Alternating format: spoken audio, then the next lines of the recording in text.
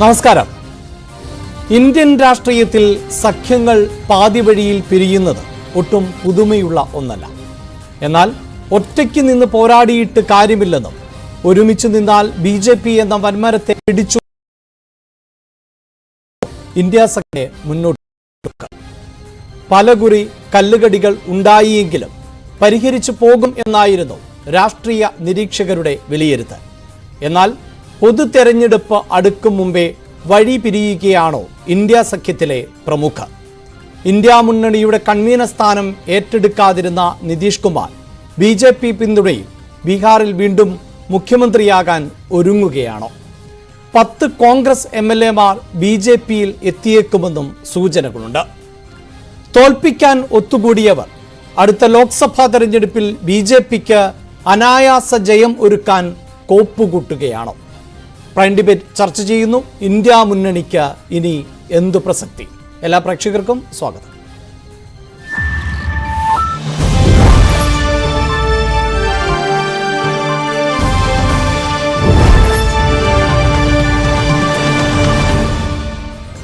ചർച്ചയിൽ പങ്കെടുക്കുന്നത് രാഷ്ട്രീയ നിരീക്ഷകൻ ഡോക്ടർ സെബാസ്റ്റ്യൻ പോൾ, കോൺഗ്രസ് നേതാവ് വസന്ത് തെങ്ങുംപള്ളി, പ്രിന്റു മഹാദേവ് BJP നേതാവ്, RJD നേതാവ് സലീം മടവൂർ, മുതിർന്ന മാധ്യമ പ്രവർത്തകൻ സിബി സത്യൻ എന്നിവരാണ്. ആദ്യം ഡോക്ടർ സെബാസ്റ്റ്യൻ പോൾ.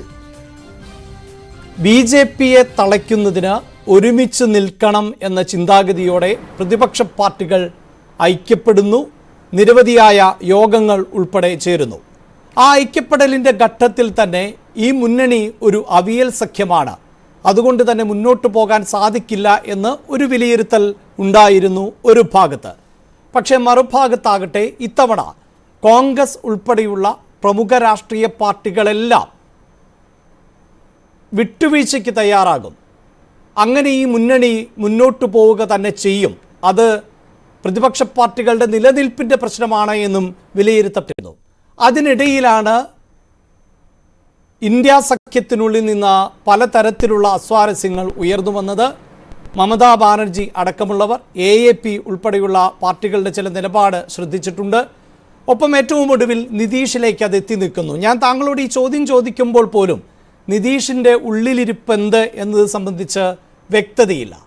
താങ്കൾക്ക് നിരീക്ഷിക്കാൻ സാധിക്കുന്നത് എന്താണ്? ഇപ്പോൾ ഇന്ത്യ സഖ്യത്തിൽ എന്താണ് സംഭവിക്കുന്നത്? നിതീഷ് കുമാറിൻ്റെ നീക്കം എന്തായിരിക്കാം?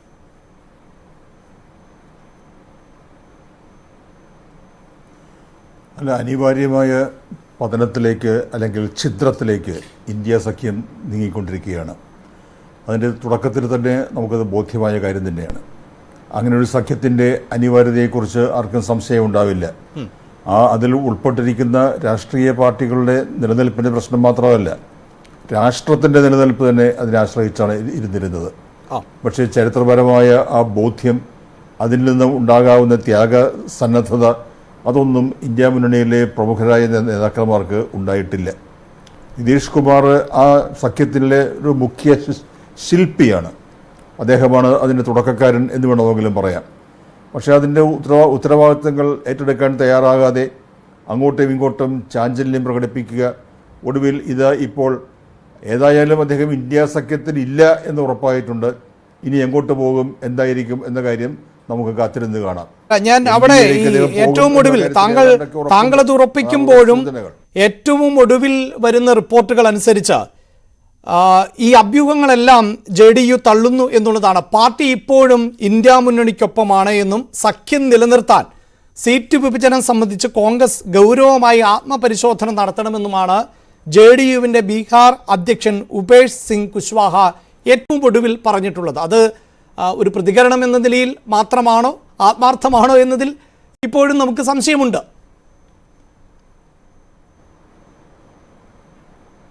അല്ല, നമുക്ക് ഇതുവരെ കേൾക്കുന്ന കാര്യങ്ങൾ വെച്ച് അതിൽ വിശ്വസിക്കാൻ പ്രയാസമുണ്ട്. അതെ, ക്രെഡിബിലിറ്റി നഷ്ടപ്പെട്ട ഒരു കൂട്ടമായി ആ പാർട്ടി മാറിയിരിക്കുകയാണ്. അവിടെ NDA-യിലേക്ക് പോയാൽ നിതീഷ് കുമാറിന് ഏതായാലും പ്രധാനമന്ത്രിയാകാൻ കഴിയില്ല. നിതീഷ് കുമാറിന്റെ ആഗ്രഹം അതാണെങ്കിൽ അതിന് NDA അല്ല, ഇപ്പോഴത്തെ ഇന്ത്യ മുന്നണി തന്നെയാണ് നല്ലത്. ഇനി ഒരുപക്ഷെ ഏതെങ്കിലും സാഹചര്യത്തിൽ ഈ മുന്നണിക്ക് ഒരു മന്ത്രിസഭ രൂപീകരിക്കുന്നതിനുള്ള അവസരം കിട്ടിയാൽ അദ്ദേഹത്തിനൊരു ക്ലെയിം വയ്ക്കാം, ഞാൻ പ്രധാനമന്ത്രിയാകാം എന്ന്. NDA-യിൽ അതിനുള്ള സാധ്യതയില്ലല്ലോ. അപ്പോൾ അദ്ദേഹം ആഗ്രഹിക്കുന്നത് മുഖ്യമന്ത്രി സ്ഥാനം തന്നെയാണ്. ഇനി 2 വർഷമാണ് അവിടെ ഈ നിയമസഭയുടെ കാലാവധി അവശേഷിക്കുന്നത്. ആ 2 വർഷക്കാലം ലാലു പ്രസാദിന്റെ പാർട്ടിക്ക് വേണ്ടി അത് വിട്ടുകൊടുക്കേണ്ടതാണ്. അങ്ങനെ വിട്ടുകൊടുത്തുകൊണ്ട് മാറിയിരിക്കാൻ താൻ തയ്യാറല്ല. ഇപ്പോൾ BJPയുമായി ചേർന്ന് നിന്നുകൊണ്ട് ഒരു തെരഞ്ഞെടുപ്പ് നടത്തിയാൽ അടുത്ത 5 വർഷം കൂടി തനിക്ക് മുഖ്യമന്ത്രിയായി തുടരാം, അങ്ങനെയൊക്കെയുള്ള കണക്കുകൂട്ടലുകളായിരിക്കാം അദ്ദേഹത്തിൻ്റെത് എന്ന് നമ്മുടേതായ ഒരു സാമാന്യ ബുദ്ധി അനുസരിച്ച് ആലോചിക്കുമ്പോൾ തോന്നിപ്പോകുന്നുണ്ട്. അവിടെ സാർ ഒരു സംശയം കൂടി ഉണ്ടാകുന്നത്, ഈ ഇന്ത്യ മുന്നണിയുമായി ബന്ധപ്പെട്ട് ചർച്ചകൾ നടന്നപ്പോൾ ഒരു പക്ഷേ ഒരു അധികാരത്തിലേക്ക് എത്തുന്ന മെജോറിറ്റിയിൽ വന്നാൽ അവിടെ നിതീഷ് കുമാറിൻ്റെ പേര് തന്നെയാണ് ഇതിനു മുമ്പും ഒരുപക്ഷെ താങ്കളെപ്പോലെ അനുഭവ സമ്പത്തുള്ള മാധ്യമപ്രവർത്തകർക്കും നിരീക്ഷകർക്കും ഒക്കെ അറിയാമല്ലോ, എത്രയോ തവണ ഇന്ത്യയുടെ പ്രധാനമന്ത്രി എന്ന തരത്തിലേക്കൊക്കെ ഈ പേര് ഉയർന്നു കേട്ടിട്ടുണ്ട്. പക്ഷേ അതിനിടയിലാണല്ലോ ഈ മല്ലികാർജുൻ ഖാർഗെയുടെ പേര് ഉയർന്നു വരുന്നത്. വൈക്കോയെ പോലെയുള്ള നേതാക്കൾ അത് സ്ഥിരീകരിക്കുകയും ചെയ്തതാണ് ഇന്ത്യ മുന്നണിയുടെ യോഗത്തിൻ്റെ ഭാഗമായി തന്നെ. ആ ഒരു നീക്കം കൂടിയാണോ, അതായത് മമതാ ബാനർജി ആയിരിക്കണമല്ലോ അതിന് പിന്നിൽ, ആ ഒരു നീക്കം കൂടിയാണോ ഈ വളരെ പെട്ടെന്ന് നിതീഷിനെ ചൊടിപ്പിച്ചത് എന്നാണോ മനസ്സിലാക്കേണ്ടത്?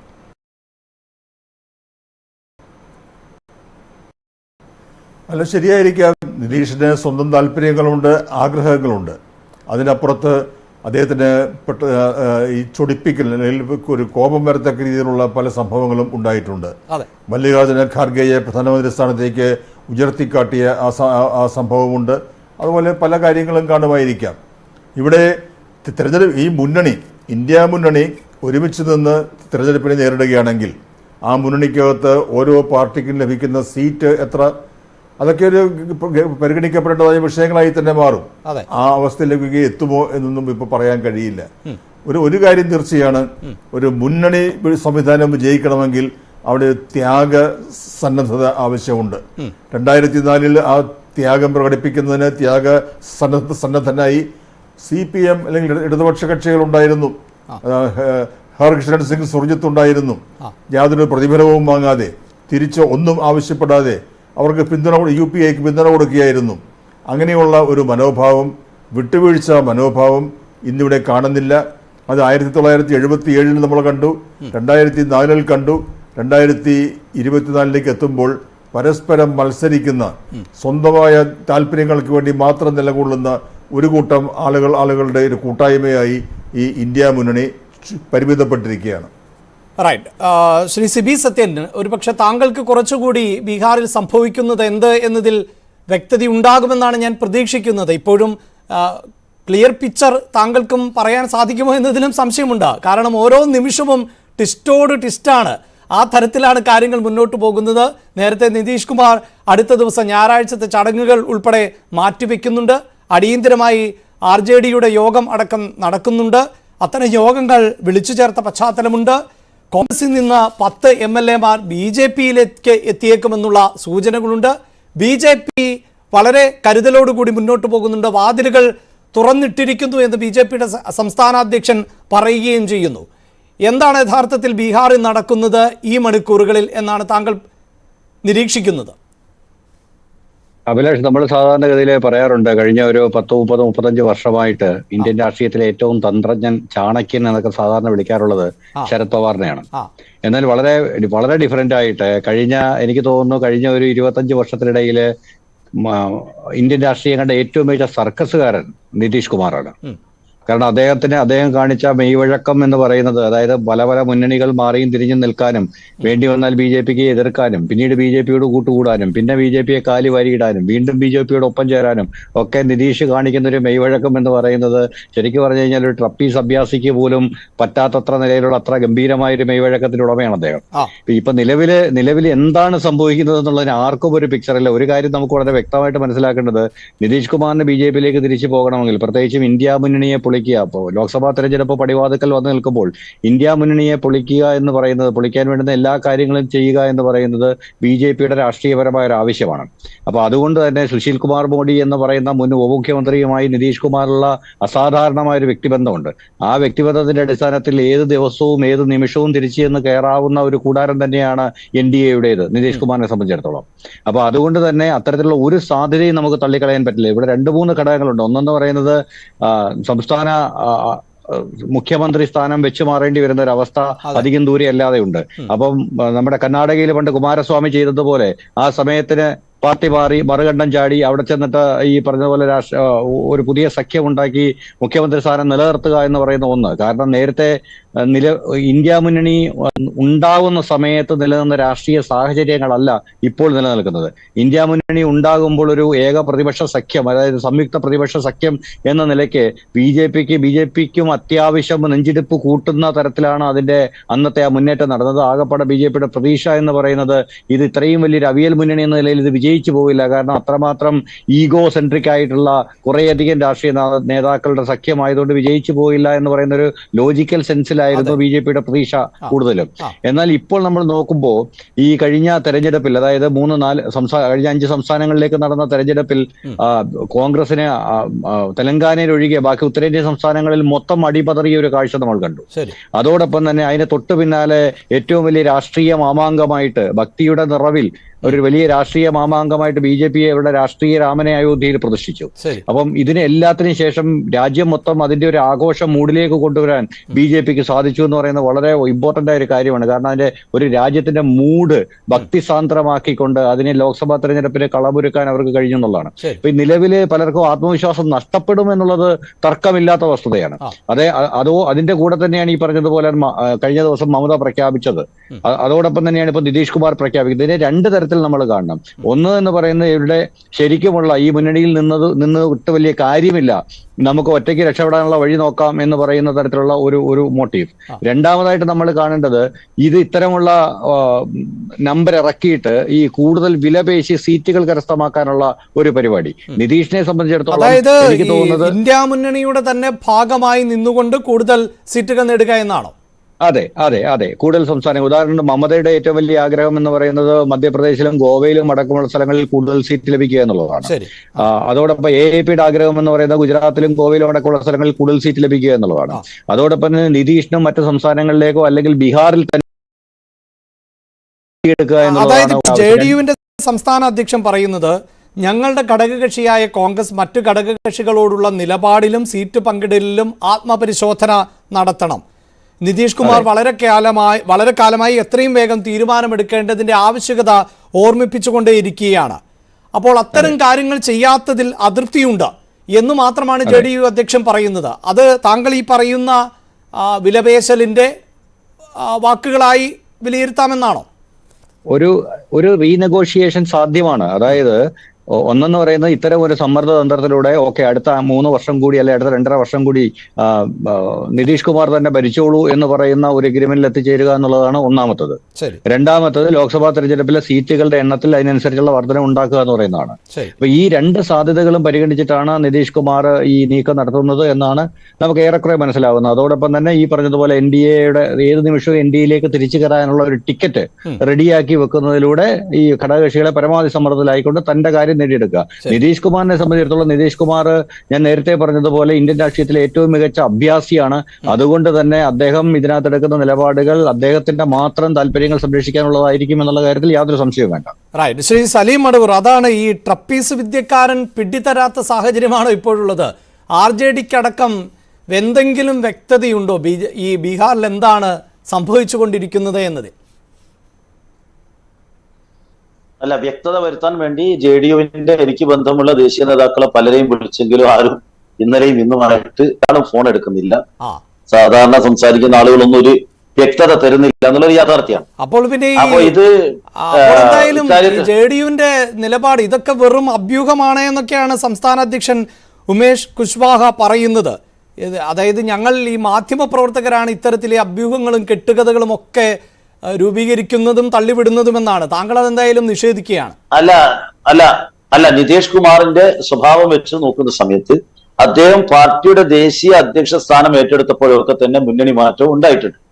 നേരത്തെ അദ്ദേഹം ശരത് യാദവിനെ മാറ്റി പാർട്ടിയുടെ ദേശീയ പ്രസിഡന്റ് സ്ഥാനം ഏറ്റെടുത്തുകൊണ്ടാണ് പാർട്ടിയെ കൈപ്പിടിയിൽ വെച്ചുകൊണ്ടാണ് അദ്ദേഹം NDAയിലേക്ക് മാറിയിരുന്നത്. ബീഹാറിലെ 2016 ഉജ്ജ്വലമായ വിജയത്തിന്, മഹാഗാഠബന്ധന്റെ വിജയത്തിന് ശേഷം അദ്ദേഹം ദേശീയ പ്രസിഡന്റ് സ്ഥാനം ഏറ്റെടുത്തു. ഇത്തവണ അതേപോലെ ലലൻ സിംഗിനെ മാറ്റിക്കൊണ്ട് ഒരു സുപ്രഭാതത്തിൽ അഖിലേന്ത്യാ പ്രസിഡന്റ് ആയപ്പോൾ തന്നെ പലരും സൂചിപ്പിച്ചതാണ് എന്തോ ഒരു ചാട്ടത്തിനുള്ള സാധ്യതയുണ്ട്. അത് സത്യമാവുന്ന രൂപത്തിലാണ് ഇന്നത്തെ വാർത്തകൾ വരുന്നത്. അപ്പൊ പൂർണ്ണമായിട്ട് വാർത്തകൾ അവിശ്വസിക്കേണ്ടതില്ല, ഇതിനുള്ള സാധ്യത. കാരണം മാറ്റമില്ലെങ്കിൽ അത് വ്യക്തമാക്കാനുള്ള ഉത്തരവാദിത്വം അദ്ദേഹത്തിനുണ്ടല്ലോ. പക്ഷെ ഈ നിതീഷ് കുമാർ മുന്നണി മാറ്റത്തിന് കോൺഗ്രസിന് വലിയൊരു ഉത്തരവാദിത്തം. കാരണം അദ്ദേഹം ബീഹാറിന്റെ മുഖ്യമന്ത്രിയാണ്, ഇന്ത്യ ഹാർട്ട് ലാൻഡിലുള്ള ഏക ഇന്ത്യ സഖ്യത്തിന്റെ മുഖ്യമന്ത്രി നിതീഷ് കുമാറായി. അപ്പൊ സ്വാഭാവികമായിട്ടും അദ്ദേഹത്തെ ഈ ഇന്ത്യ സഖ്യത്തിന്റെ കൺവീനർ സ്ഥാനത്തേക്ക് പരിഗണിക്കപ്പെടേണ്ട പേര് അദ്ദേഹത്തെ പരിഗണിക്കാതെ വല്ലാതെ വലിച്ചു നീട്ടുകയും അവസാനം അതിന്റെ ചെയർമാനായിട്ട് മല്ലികാർജുൻ ഖാർഗെ വെക്കുന്നു. അങ്ങനെ ഇദ്ദേഹത്തിന്റെ പേര് പ്രഖ്യാപിക്കാതെ നേരത്തെ തന്നെ നിതീഷ് കുമാറിനെ അധ്യക്ഷനാക്കണം അല്ലെങ്കിൽ കൺവീനർ ആക്കണം എന്ന തരത്തിൽ ഇടതുപക്ഷ പാർട്ടികൾ ഉൾപ്പെടെ നിലപാട് സ്വീകരിക്കുകയും ആ പേര് ഉയർന്നു വന്നപ്പോഴെല്ലാം അദ്ദേഹം തള്ളിക്കളയുകയും ചെയ്തു എന്ന തരത്തിൽ റിപ്പോർട്ടുകൾ ഉണ്ടായില്ല. അങ്ങനെയല്ല. ഞാൻ നിതീഷ് കുമാറിനെ ന്യായീകരിക്കുകയല്ല. തുടക്കത്തിൽ കോൺഗ്രസിന്റെ ഒരു പാളിച്ചത് വല്ലാതെ നീട്ടി. കോൺഗ്രസിലെ ചില ബുദ്ധിശക്തികൾ ഇത് രാഹുൽ ഗാന്ധിയുടെ പെട്ടി തൂക്കുന്ന ചില നേതാക്കന്മാര്, ഉദയം ചെയ്ത നേതാക്കന്മാര്, ഇവരെന്ത് ചെയ്തു എന്ന് വെച്ചാല് വലിച്ചു നീട്ടാൻ ഈ തീരുമാനം വലിച്ചു നീട്ടി 15 സ്റ്റിയറിംഗ് കമ്മിറ്റി മാത്രമാക്കി. അപ്പൊ നിതീഷ് കുമാറിനെ പ്രഖ്യാപിക്കേണ്ട സമയത്ത് അതിനെ കൺവീനർ ആക്കിക്കൊണ്ട് പ്രവർത്തനം തുടങ്ങുന്നതിന് പകരം അത് വലിച്ചു നീട്ടി നിതീഷ് കുമാറിനെ കൺവീനർ ആക്കിയാൽ നാളെ രാഹുൽ ഗാന്ധിക്ക് പ്രധാനമന്ത്രി പദം കിട്ടുന്നതിന് തടസ്സമാകുമെന്ന് മന്ത്രിച്ച് അങ്ങനെ വൈകിപ്പിച്ചു എന്നാണ് ഞാൻ ധരിക്കുന്നത്. എന്റെ ഒരു ധാരണ. ഇത് കർണാടക, ഇപ്പൊ ഞാൻ പറയട്ടെ ഒരു കാര്യം കൂടെ. ഈ കർണാടകയിൽ ദേവഗൌഡയുടെ നേതൃത്വത്തിലുള്ള ജനതാദൾ, അവിടെ ജനതാദൾ എസ് BJPയുടെ കൂടെ പോയി. അതിന്റെയും ഉത്തരവാദി കോൺഗ്രസ് ആണ്. കാരണം ഒരു രാഷ്ട്രീയ പാർട്ടി അവർ പോയതിനൊന്നും ജാഗിരി വളരെ വൃത്തികെട്ട ഏർപ്പാടാണ് ചെയ്തത്, തള്ളിക്കൊളയുന്നു. പക്ഷേ അവിടെയുള്ള ഒരു മതേതര രാഷ്ട്രീയ പാർട്ടി നിലനിൽപ്പിന് വേണ്ടിയിട്ട് ബുദ്ധിമുട്ടുന്ന സമയത്ത് അവരെ കൂടെ കൂട്ടിച്ചേർത്തുകൊണ്ട് കൂടെ നിർത്തിക്കൊണ്ട്, പ്രത്യേകിച്ച് ദക്ഷിണ കർണാടകയിൽ നല്ല സ്വാധീനമുള്ള കർഷകർക്കിടയിൽ സ്വാധീനമുള്ള അവിടുത്തെ ജനതാദളസിനെയും കൂടെ നിർത്തിക്കൊണ്ട് ഒരു മതേതര സഖ്യത്തിന് ശക്തി പകരുന്നതിന് പകരം ഒറ്റയ്ക്ക് ജയിക്കുമെന്ന് കണ്ടപ്പോ അടുത്ത പണി എന്താണ്? കർണാടകയിലെ മറ്റൊരു മതേതര മുന്നണിയെ ഇല്ലാതാക്കാൻ ശ്രമിച്ചു.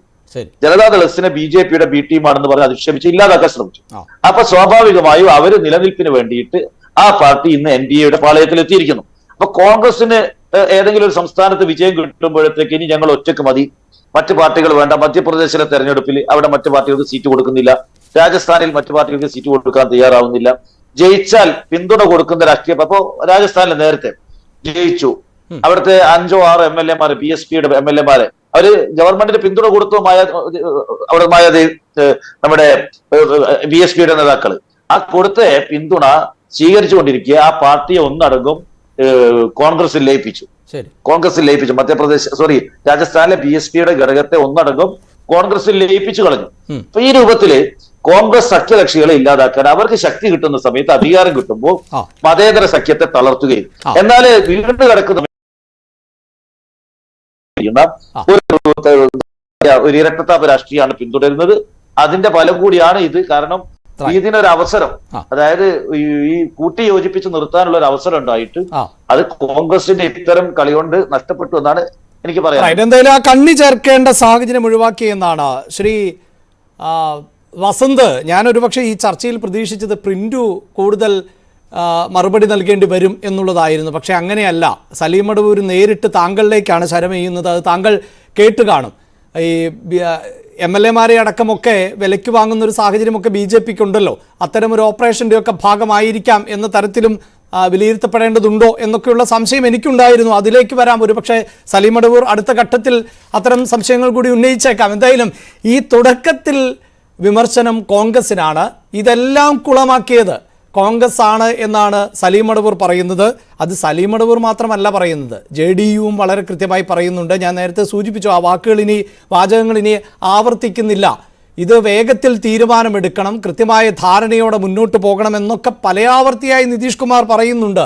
അവിടെയെല്ലാം മെല്ലപ്പോക്ക് സമീപനം സ്വീകരിക്കുന്നത് രാഹുൽ ഗാന്ധിയുടെ പെട്ടി തൂക്കുന്നവരാണ് എന്ന വിമർശനമാണ് ഉയരുന്നത്. അല്ല ശ്രീ അഭിലാഷ്, ശ്രീ സലീം മടവൂർ നിതീഷ് കുമാറിനെ ആരാധിക്കുന്ന, സ്നേഹിക്കുന്ന അദ്ദേഹത്തിന്റെ പാർട്ടിയുടെ നേതാവാണ്.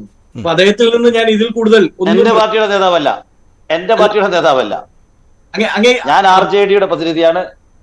അല്ല, അങ്ങയുടെ സംസാരം കേട്ടപ്പോ ഞാൻ ഓർത്തത് അങ്ങ് നിതീഷ് കുമാറിന്റെ ഭാഗമാണ്, അത്രേ ഉള്ളൂ. അതല്ല, ആ രീതിയിലാണ് സംസാരം. അദ്ദേഹം കേരളത്തിലെ നിതീഷ് കുമാറിനെ പോലെയാണ് സംസാരിക്കുന്നത്. അതായത് ഈ മുന്നണി സംവിധാനം എങ്ങനെ മുമ്പോട്ട് കൊണ്ടുപോകാം എന്നതിന് ഏറ്റവും കൂടുതൽ സാക്രിഫൈസ് ചെയ്തിരിക്കുന്ന പാർട്ടിയുടെ പേര് കോൺഗ്രസ് എന്നാണ്. കഴിഞ്ഞ തവണ ഞങ്ങൾ 400 സീറ്റിൽ മത്സരിച്ചെടുത്തത് ഈ തവണ ഇന്ത്യ സഖ്യത്തിൽ ഞങ്ങളുടെ നിലപാട് അറിയിച്ചിരിക്കുന്നത് 250 സീറ്റുകളിൽ മത്സരിക്കാൻ ഞങ്ങൾ തയ്യാറാണ് എന്നാണ്. 150 സീറ്റുകളാണ് സാക്രിഫൈസ് ചെയ്യുന്നത്. ഇനി ഇദ്ദേഹം പറയുന്നത് കേട്ടാ, ഇനിയും വിട്ടുകൊടുത്താൽ അക്ബർ റോഡിലുള്ള ACC ഓഫീസ് കൂടി വിട്ടുകൊടുത്താൽ സമ്പൂർണ്ണമാകും ഈ മുന്നണി സംവിധാനം എന്ന് പറഞ്ഞാൽ അതിന് സൗകര്യമില്ല ശ്രീ സലിം മടവൂർ എന്നുള്ളത് അങ്ങ് മനസ്സിലാക്കിയാൽ മതി.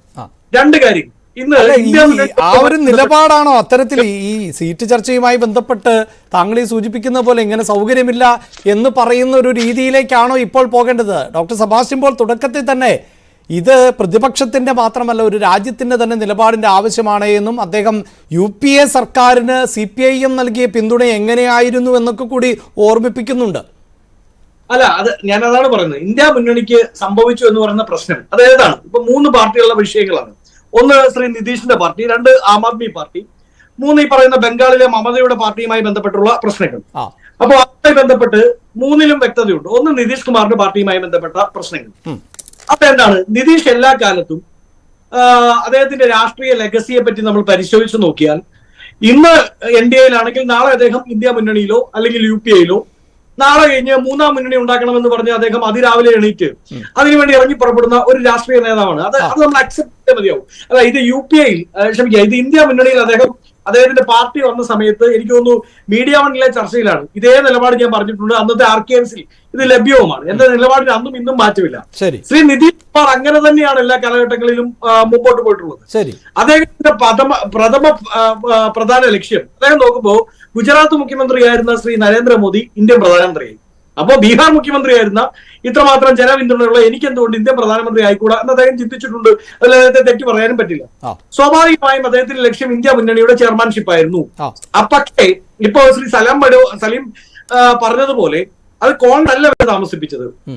പെട്ടെന്നൊരു ദിവസം ഇന്ത്യ മുന്നണിയിൽ നോഹയുടെ പട്ടകം പോലെയുള്ള വിവിധ കക്ഷികൾ, ആ കക്ഷികളെ ഒരുമിച്ച് ചേർത്ത് കൊണ്ടുപോകാനുള്ള ഉത്തരവാദിത്തം ഏറ്റെടുത്ത് കോൺഗ്രസ് നിൽക്കുമ്പോൾ പെട്ടെന്നൊരു ദിവസം നിതീഷ് കുമാറിനെ ഇന്ത്യ മുന്നണിയുടെ ചെയർമാൻഷിപ്പിലേക്ക് കൊണ്ടുവന്നാൽ മമത അടക്കമുള്ളവർ അപ്പോഴേ വെടിപൊട്ടിക്കുമായിരുന്നു. ആം ആദ്മി പാർട്ടി അന്ന് തന്നെ ഇറങ്ങി പോകുമായിരുന്നു. അങ്ങനെ പല പ്രശ്നങ്ങളും അതിലുണ്ടായിരുന്നു. അതിലൊരു നടത്തിയ ശേഷം, അതിലൊരു ടോക്ക് നടത്തിയ ശേഷം, ഒരു കോൺവെർസേഷൻ നടത്തിയ ശേഷം അത് പ്രഖ്യാപിക്കുക എന്നുള്ളത് തന്നെയായിരുന്നു ശരിയായ രാഷ്ട്രീയ നയതന്ത്രത. അത് ഇപ്പോഴും ഞാൻ അതിൽ ഉറപ്പ് പറയുന്നു. ഇപ്പോ NDAയിലേക്ക് തിരിച്ചു പോകുന്നു. NDAയിലേക്ക് അദ്ദേഹത്തിന് ലഭ്യമാകുന്ന NDAയുടെ വൈസ് ചെയർമാൻഷിപ്പോ അല്ലെങ്കിൽ കൺവീനർ സ്ഥാനമോ ലഭ്യമാകും എന്ന് തോന്നുമ്പോഴാണ് പോകുന്നത്. ലല്ലുവിന് അടുത്ത ദിവസം മാറി കൊടുക്കേണ്ട, 2 വർഷം കൂടി ഇനി മുഖ്യമന്ത്രിയായി ഇരുന്ന് കളഞ്ഞേക്കാം എന്നുള്ള പ്രതീക്ഷയോട് കൂടിയാണ് അദ്ദേഹം പോകുന്നത്. അതുകൊണ്ട് നിതീഷ് കുമാറിന്റെ രാഷ്ട്രീയ നിലപാടുകൾ അത് എത്ര നമ്മൾ ചർച്ച ചെയ്താലും അത് അദ്ദേഹം തീരുമാനിക്കുന്ന പോലെ ഇരിക്കും എന്നുള്ളതാണ്. അതിന് പ്രത്യേക ആശയപരമായ അടിസ്ഥാനമോ അടിത്തറയോ ഇല്ല. അതിൽ കോൺഗ്രസ് ഒന്നും ചെയ്യാൻ പറ്റില്ല. ശ്രീ അഭിലാഷ്, കോൺഗ്രസ് നാളെ പറയുകയാണ് ഒരു കാര്യം ചെയ്യൂ, നിതീഷ് കുമാർ ബീഹാറിലെ എല്ലാ സീറ്റിലും മത്സരിച്ചോളൂ, എല്ലാ സീറ്റിലും മത്സരിച്ചു, കോൺഗ്രസിന് സീറ്റേ വേണ്ട എന്ന് പറഞ്ഞാൽ പോലും നിതീഷ് പറയും ഇല്ല, കോൺഗ്രസ് സീറ്റ് പിടിച്ചു വാങ്ങാൻ ശ്രമിക്കുന്നു, അതുകൊണ്ട് ഞാൻ പോകുന്നു എന്ന് പറഞ്ഞ് ഇറങ്ങി പോകുന്ന ടീമാണ് നിതീഷ്. മമതയുടെ കാര്യത്തിൽ സ്വാഭാവികമായും അവിടെ നിന്ന് ശ്രീ അധിർ രഞ്ജൻ ചൗധരി എന്ന് പറയുന്ന പാർട്ടിയുടെ ഏറ്റവും ഏറ്റവും പ്രഗത്ഭനായ നേതാവ്, പാർട്ടിയുടെ CLP ലീഡർ, അദ്ദേഹം അവിടെ നിന്നുണ്ട്. അവർ രണ്ടുപേരും യൂത്ത് കോൺഗ്രസിന്റെ അഖിലേന്ത്യാ കമ്മിറ്റിയിൽ ഉണ്ടായിരുന്നവരാണ്. നമുക്കറിയാമല്ലോ, അഖിലേന്ത്യാ ജനറൽ സെക്രട്ടറി ആയിരുന്നു ശ്രീമതി മമത. അവർ അവിടെ നിന്ന് അഖിലേന്ത്യാ പ്രസിഡന്റ് സ്ഥാനം ആഗ്രഹിച്ചു, അത് ലഭ്യമായില്ല. അവർ പാർട്ടി വിട്ടുപോയാണ് പാർട്ടി ഉണ്ടാക്കുന്നത്. ആ സമയം തൊട്ട് അധിർ രഞ്ജൻ ചൗധരി അടക്കമുള്ള അവിടുത്തെ PCC നേതാക്കളുമായി മമത നടത്തുന്ന ഒരു ഫൈറ്റ് ഉണ്ട്. മമതയും അവർ നടത്തുന്ന ഫൈറ്റുമുണ്ട്. BJP അവിടെ പിക്ചറിലേക്ക് വരുന്ന ഈ അടുത്ത കാലത്താണ്. ഇത്ര കാലം ഇവിടെ റെസിസ്റ്റൻസ് മൂവ്മെന്റ് നടത്തിയിരുന്നത്, പ്രതിപക്ഷമായി നിന്നിരുന്ന അവിടുത്തെ കോൺഗ്രസ് നേതാക്കളാണ്. ആ പ്രദേശ് കോൺഗ്രസ് കമ്മിറ്റിക്ക് ചെറിയ പ്രശ്നങ്ങൾ ഉണ്ടാവുമെന്ന് അത് കഴിഞ്ഞ പറഞ്ഞ ഒരു എന്താണ് അവർ പറഞ്ഞത്, ജോഡോ യാത്രയിലേക്ക് ക്ഷണിച്ചില്ല. ജോഡോ യാത്രയിലേക്ക് ശ്രീ രാഹുൽ ഗാന്ധിയും ACC പ്രസിഡന്റ് ഖാർഗെജിയും വളരെ കൃത്യമായി ലെറ്റർ മുഖേന അവരെ ക്ഷണിച്ചതാണ്. ശ്രീമതി സോണിയാഗാന്ധി വളരെ കൃത്യമായി ഇന്ത്യ മുന്നണിയുടെ കഴിഞ്ഞ യോഗത്തിൽ വെച്ച് അവരോട് ഇന്ന ദിവസങ്ങളിലാണ് ബംഗാളിലൂടെ യാത്ര കടന്നു പോകുന്നത്, അങ്ങയുടെ സൗകര്യം ഞങ്ങൾ സൗകര്യാർത്ഥം അങ്ങയുടെ പങ്കാളിത്തം ഞങ്ങൾ ക്ഷണിക്കുകയാണ് എന്നാണ് പറയുന്നത്. ഇന്ത്യ മുന്നണി തുടങ്ങുന്നതിന് മുമ്പ് 1ാം ജോഡോ യാത്രയുടെ ഫ്ലാഗ് ഓഫ് ഈ തമിഴ്നാട്ടിൽ നിന്ന് സ്റ്റാലിനെ കൊണ്ട് ചെയ്യിച്ചവരാണ് ഞങ്ങൾ. ഞങ്ങൾക്ക് എന്താ കോൺഗ്രസ് ലീഡേഴ്സ് ഇല്ലായിരുന്നോ? അല്ലെങ്കിൽ നാഷണൽ ലെവലിലുള്ള ഒരു കോൺഗ്രസ് ലീഡറിനെ കൊണ്ടുവന്നാൽ മതിയായിരുന്നല്ലോ? അല്ല, ഞങ്ങൾ വീഴ്ചയ്ക്കും തയ്യാറാണെന്നേ. അപ്പൊ അദ്ദേഹം പറഞ്ഞു ഒരു കാര്യം കൂടി ശ്രീ അഭിലാഷ്, ഞാൻ 10 സെക്കൻഡ്. ഈ സലീം മടവൂർ പറഞ്ഞു പ്രധാനമന്ത്രി പദത്തിന് വേണ്ടി ശ്രീ രാഹുൽ ഗാന്ധി ശ്രമിച്ചു എന്ന്. ശ്രീ സലീം മടവൂർ അങ്ങയുടെ പാർട്ടിയുടെ ഏതെങ്കിലും നേതാവ് ഇന്ത്യ മുന്നണി യോഗത്തിൽ പങ്കെടുത്തിട്ടുണ്ടെങ്കിൽ അദ്ദേഹത്തോട് ചോദിക്കണം. രണ്ടാമത്തെ ഇന്ത്യ മുന്നണി യോഗത്തിൽ വളരെ കൃത്യമായി കോൺഗ്രസ് വളരെ കൃത്യമായ നിലപാട് പറഞ്ഞിട്ടുണ്ട്. പ്രധാനമന്ത്രി പദത്തിൽ ഞങ്ങൾക്ക് സേ ഇല്ല, ഞങ്ങൾക്ക് ഡിമാൻഡ് ഇല്ല, അത് ആരുമായിക്കോട്ടെ, കോൺഗ്രസിൽ നിന്ന് ഒരാളും അത് ചോദിക്കാൻ വരില്ല എന്ന് കൃത്യമായി കോൺഗ്രസ് ലീഡർഷിപ്പ് ഇന്ത്യ മുന്നണി യോഗത്തിൽ അറിയിച്ചിട്ടുണ്ട്. ഇനി ആം ആദ്മി പാർട്ടിയുടെ കാര്യത്തിൽ അവർ പറയുന്നത് പഞ്ചാബിൽ തൽക്കാലം നമുക്ക് ഒന്നിച്ചു പോകാൻ പറ്റില്ല എന്നാണ്. അത് തന്നെയാണ് ഇന്ത്യ മുന്നണിയുടെ തീരുമാനം. ഇപ്പൊ കേരളത്തിൽ ഇന്ത്യ മുന്നണിയാണ് എന്ന് പറഞ്ഞ് CPM കോൺഗ്രസും ഒരു പറ്റില്ലല്ലോ. പഞ്ചാബിൽ ഈ BJP പിക്ചറിലേ ഇല്ലെന്ന് ഫൈറ്റ്. ഞാനൊന്ന് ഇടപെടുന്നത് ശ്രീ സലീം മടവൂർ, എനിക്ക് പ്രിന്റുവിലേക്ക് കൂടി പോകേണ്ടതുണ്ട്. പക്ഷെ വളരെ പ്രധാനപ്പെട്ട 1-2 പോയിന്റുകൾ ഞാനത് തുടക്കത്തിൽ തന്നെ സൂചിപ്പിച്ചിരുന്നു സെബാസ്റ്റ്യൻ പോളിനോടുള്ള ചോദ്യത്തിൽ. ഈ നിതീഷ് കുമാർ എന്ന കൺവീനർ പദവിയിലേക്ക് എത്തേണ്ട ആളെ മാറ്റി നിർത്തിയത് അങ്ങനെ കോൺഗ്രസ് ആണ് എന്ന് പറയാൻ സാധിക്കുമോ? ഒന്ന്, വ്യത്യസ്തമായ സമീപനങ്ങളുമായി മുന്നോട്ട് പോകുന്ന ഒരു കൂട്ടം പ്രതിപക്ഷ പാർട്ടികളാണ്. ആശയപരമായ വൈരുദ്ധ്യങ്ങൾ ഉണ്ട്. പല സംസ്ഥാനങ്ങളിലും നേർക്കുനേർ പോരാടുന്നവർ ആണ്. ഇപ്പോൾ കേരളത്തിൽ തന്നെ എടുത്താൽ കോൺഗ്രസും CPIയും നേതൃത്വം നൽകുന്ന ഇടതു മുന്നണിയും തമ്മിലാണ് പ്രധാനപ്പെട്ട, LDF UDF തമ്മിലാണ് പ്രധാനപ്പെട്ട പോരാട്ടം നടക്കുന്നത്. പശ്ചിമ ബംഗാളിലാകട്ടെ അവിടെയും നമുക്കറിയാം വലിയ തോതിൽ എതിർചേരിയിൽ നിൽക്കുന്നവർ ആണ് CPIയും തൃണമൂൽ കോൺഗ്രസും ഒക്കെ. നിതീഷ് എന്ന വ്യക്തിയെ വളരെ പെട്ടെന്ന് പ്രതിഷ്ഠിച്ചാൽ ഒരുപക്ഷെ ഇതിലും വേഗത്തിൽ ഇന്ത്യ മുന്നണിയിൽ പൊട്ടിത്തെറികൾ ഉണ്ടാകുമായിരുന്നു. അവിടെയൊക്കെ സംയമനം പാലിച്ചിട്ടില്ലേ കോൺഗ്രസ്? അപ്പോൾ ഇതിനെല്ലാം ഉത്തരവാദിത്വം കോൺഗ്രസിന്റേത് മാത്രമെന്ന് വെച്ചുകെട്ടുന്നതും ശരിയാണോ? അല്ല, ഇത് പാറ്റ്നയില് ആദ്യത്തെ ഇന്ത്യ സഖ്യത്തിന്റെ യോഗം വിളിച്ചു കൂട്ടിയത് തന്നെ നമുക്ക് ചിന്തിക്കാൻ കഴിയുന്നതിന് മുമ്പ് എല്ലാ വിരുദ്ധ ധ്രുവങ്ങളിലുള്ള രാഷ്ട്രീയ പാർട്ടികളുടെ നേതാക്കളെ വിളിച്ചു കൂട്ടി പാറ്റ്നയില് വലിയ സമ്മേളനം നടത്തിയത് നിതീഷ് കുമാറാണ്. ശരി. അപ്പൊ ആ യോഗത്തിൽ തന്നെ ഒരു കൺവീനറെ തെരഞ്ഞെടുത്ത് ഒരു സ്റ്റാർട്ടിങ് നന്നായിട്ട് തുടങ്ങിയിരുന്നെങ്കിൽ, well begun is half done എന്നാണ്. അപ്പൊ അന്ന് തന്നെ അത് തുടങ്ങിയിരുന്നെങ്കിൽ സാധിക്കുമായിരുന്നു. പക്ഷെ ആ യോഗത്തിൽ എത്തിയപ്പോഴത്തേക്കും കോൺഗ്രസിലെ ചില ആളുകൾക്ക് നിഴൽ പ്രധാനമന്ത്രിയായിട്ട് കാര്യങ്ങൾ ചെയ്യാനൊക്കെ ആഗ്രഹിച്ചു നിൽക്കുന്ന ആളുകൾ അന്ന് വേണ്ടതുപോലെ പ്രവർത്തിച്ചില്ല. അവര് നിതീഷ് കുമാറിനെ കൺവീനർ ആക്കാനുള്ള ഒരു ഉദ്യമത്തിന് നേതൃത്വം കൊടുക്കാതിരുന്നതാണ് പിന്നീട് അഭിപ്രായ വ്യത്യാസങ്ങൾ ഉണ്ടാവാനൊക്കെ സാധ്യത ഉണ്ടായത്. നിതീഷ് കുമാർ ചെയ്തതിനെ ഒരിക്കലും അംഗീകരിക്കുന്നില്ല. വളരെ തരംതാണ രാഷ്ട്രീയമാണ് അങ്ങനെ മുന്നണി മാറിയാൽ അദ്ദേഹം എടുക്കുന്ന തീരുമാനം. അത് വഞ്ചനയാണ്, നിരന്തരമായ വഞ്ചന. അതിനൊന്നും അംഗീകരിക്കുന്നില്ല, വഞ്ചനയാണ്. അദ്ദേഹത്തിന്റെ വീട്ടുവളപ്പിൽ ചേർന്ന യോഗത്തിൽ കോൺഗ്രസ് വേണോ അദ്ദേഹത്തിന് കൺവീനർ സ്ഥാനം കൊടുക്കാൻ? അദ്ദേഹത്തിന് അങ്ങനെ അന്ന് ബാക്കി പാർട്ടികൾ സമ്മതിക്കുമായിരുന്നെങ്കിൽ അന്ന് നടക്കുമായിരുന്നല്ലോ. അത് നടക്കാതെ പോയത് ബാക്കി എതിർപ്പുള്ളതുകൊണ്ടാണ് ശ്രീ സലീം മടവൂർ. അല്ല ആ യോഗത്തിൽ കോൺഗ്രസിന് അഭിപ്രായ വ്യത്യാസം ഉണ്ടായി. കോൺഗ്രസിന് ഒരു ധാരണ വന്നു, രാഹുൽ ഗാന്ധിയെ പ്രധാനമന്ത്രി സ്ഥാനത്തേക്ക് ചൂണ്ടിക്കാണിക്കുന്നതിന് തടസ്സമാകുമെന്ന് ചില ബുദ്ധിശക്തികൾ, ആളുകൾ, ചില കുബുദ്ധികൾ അവിടെ അത് ഉയർത്തിക്കൊണ്ടുവന്നത് തന്നെയാണ്. അവിടെ തോന്നിയ കാര്യങ്ങളാണ് പറയുന്നത്, അല്ലാതെ എന്താണ് അങ്ങനെ ഇന്ന് ഉച്ചവട്ടത്തിൽ തോന്നിയ കാര്യങ്ങൾ വിളിച്ചു പറയുന്നത്? കോൺഗ്രസ് എവിടെ അങ്ങനെ ഒരു സേ നടത്തിയെന്നാണ് നിങ്ങൾ പറയുന്നത്? എന്ത് അടിസ്ഥാനമുള്ളത്? കോൺഗ്രസ് അങ്ങനെ ഒന്നും പറഞ്ഞിട്ടില്ല. കൺവീനർ സ്ഥാനത്തേക്ക് നിതീഷ് കുമാർ വരുന്നതിനെ ഏറ്റവും ആദ്യം എതിർപ്പ് പ്രകടിപ്പിച്ചത്, മുഖം വീർപ്പിച്ച് നിർത്തുന്നത് മമതയാണ്. അതാദ്യം മനസ്സിലാക്കുക. അന്ന് ഇന്ന് തുടങ്ങിയപ്പോ രാഹുൽ ഗാന്ധി ഇങ്ങനെ പറഞ്ഞു, KC വേണുഗോപാൽ അങ്ങനെ പറഞ്ഞു എന്നൊക്കെ സ്വപ്നം കണ്ടെങ്കിൽ അത് ചർച്ചയിൽ വന്നിരുന്ന് പറയരുത്. ഏറ്റവും മുഖം കഴുകി ഉറക്കത്തിൽ നിന്ന് എഴുന്നേൽക്കും. മമതാ ബാനർജി അത്തരൊരു വാദം ഉന്നയിക്കുന്നത് അതിനുശേഷമാണ്. അന്ന് കോൺഗ്രസ് ആണ് താല്പര്യം പ്രകടിപ്പിച്ചത്. പിന്നീടാണ് അടുത്ത യോഗങ്ങളിലാണ് മമതാ ബാനർജി ഇത്തരത്തിലൊരു അഭിപ്രായ വ്യത്യാസമായിട്ട് വന്നിരിക്കുന്നത്. ഒന്നാമത്തെ യോഗത്തിൽ ഇത് എളുപ്പത്തിന് ചെയ്യാവുന്ന ഒരു കാര്യമായിരുന്നു. എന്തായാലും സലീം മടവൂർ പറയട്ടെ ശ്രീ വസന്ത്. ഒന്നാമത്തെ യോഗത്തിൽ എല്ലാ കോൺഗ്രസിന് അത്തരൊരു തീരുമാനം വ്യക്തമായിട്ട് എടുക്കാമായിരുന്നു. പക്ഷെ അത് നീണ്ടുപോയി. അത് ഒരു കാര്യം വ്യക്തമായി തീരുമാനം എടുത്തുകൊണ്ട് മൂവ് ചെയ്യേണ്ടതിന് പകരം ഇത് വലിച്ചു നീട്ടുകയും ഇതില് ഇന്ത്യ മുന്നണിയിൽ പ്രത്യേകിച്ച് അദ്ദേഹം ഒരു സ്ഥാപിത താല്പര്യം, സ്വന്തം കാര്യത്തിന് വേണ്ടിയിട്ട് ചാടി കളിക്കുന്ന ഒരു വ്യക്തിയാണെന്നുള്ളത് എല്ലാവർക്കും അറിയാം. അപ്പൊ അദ്ദേഹത്തിനെ പിടിച്ചു നിർത്താൻ ആവശ്യമായ സമീപനം, പാർലമെന്റ് ഇലക്ഷൻ കഴിഞ്ഞിട്ട് മറ്റു കാര്യങ്ങൾ തീരുമാനിച്ചാൽ മതിയല്ലോ. ഇവിടെ അദ്ദേഹത്തെ കൺവീനർ ആക്കാൻ വൈകി എന്ന് തന്നെയാണ് ഞാൻ വിശ്വസിക്കുന്നത്. അതേപോലെ കർണാടകയിൽ ഉത്തരം പറയണം. കർണാടകയിൽ നിലവിലുള്ള മതേതര പാർട്ടികളെ കൂടെ നിർത്തിക്കൊണ്ട് ഒരു മൂവ്മെന്റിന് തയ്യാറാവേണ്ടിയിരുന്നു. അവിടെ തയ്യാറായില്ല. അപ്പൊ വഴങ്ങാമോ? കർണാടക പറയൂ. കർണാടകയിൽ മതേതര സഖ്യത്തിന്റെ പിന്നിൽ നിന്ന് കുത്തി, നിങ്ങളുടെ പിണറായി വിജയന്റെ ഭാഷയിൽ പറഞ്ഞാൽ കുലംകുത്തൽ നടത്തിയിട്ട് പോയവരെ പിന്നെയും പിടിച്ചു നിർത്തണമെന്ന് പറഞ്ഞാൽ അതൊന്നും സാധ്യമല്ലെന്ന്. അതൊക്കെ എങ്ങനെ പോസിബിൾ ആവുന്നത്? പറയട്ടെ അവിടുത്തെ പാർട്ടി, നിങ്ങളുടെ പാർട്ടി ആ മതേതര അറിയില്ലേ? കർണാടകയിലെ ഞാൻ പറയാം. പറയാം ഒരു മിനിറ്റ്.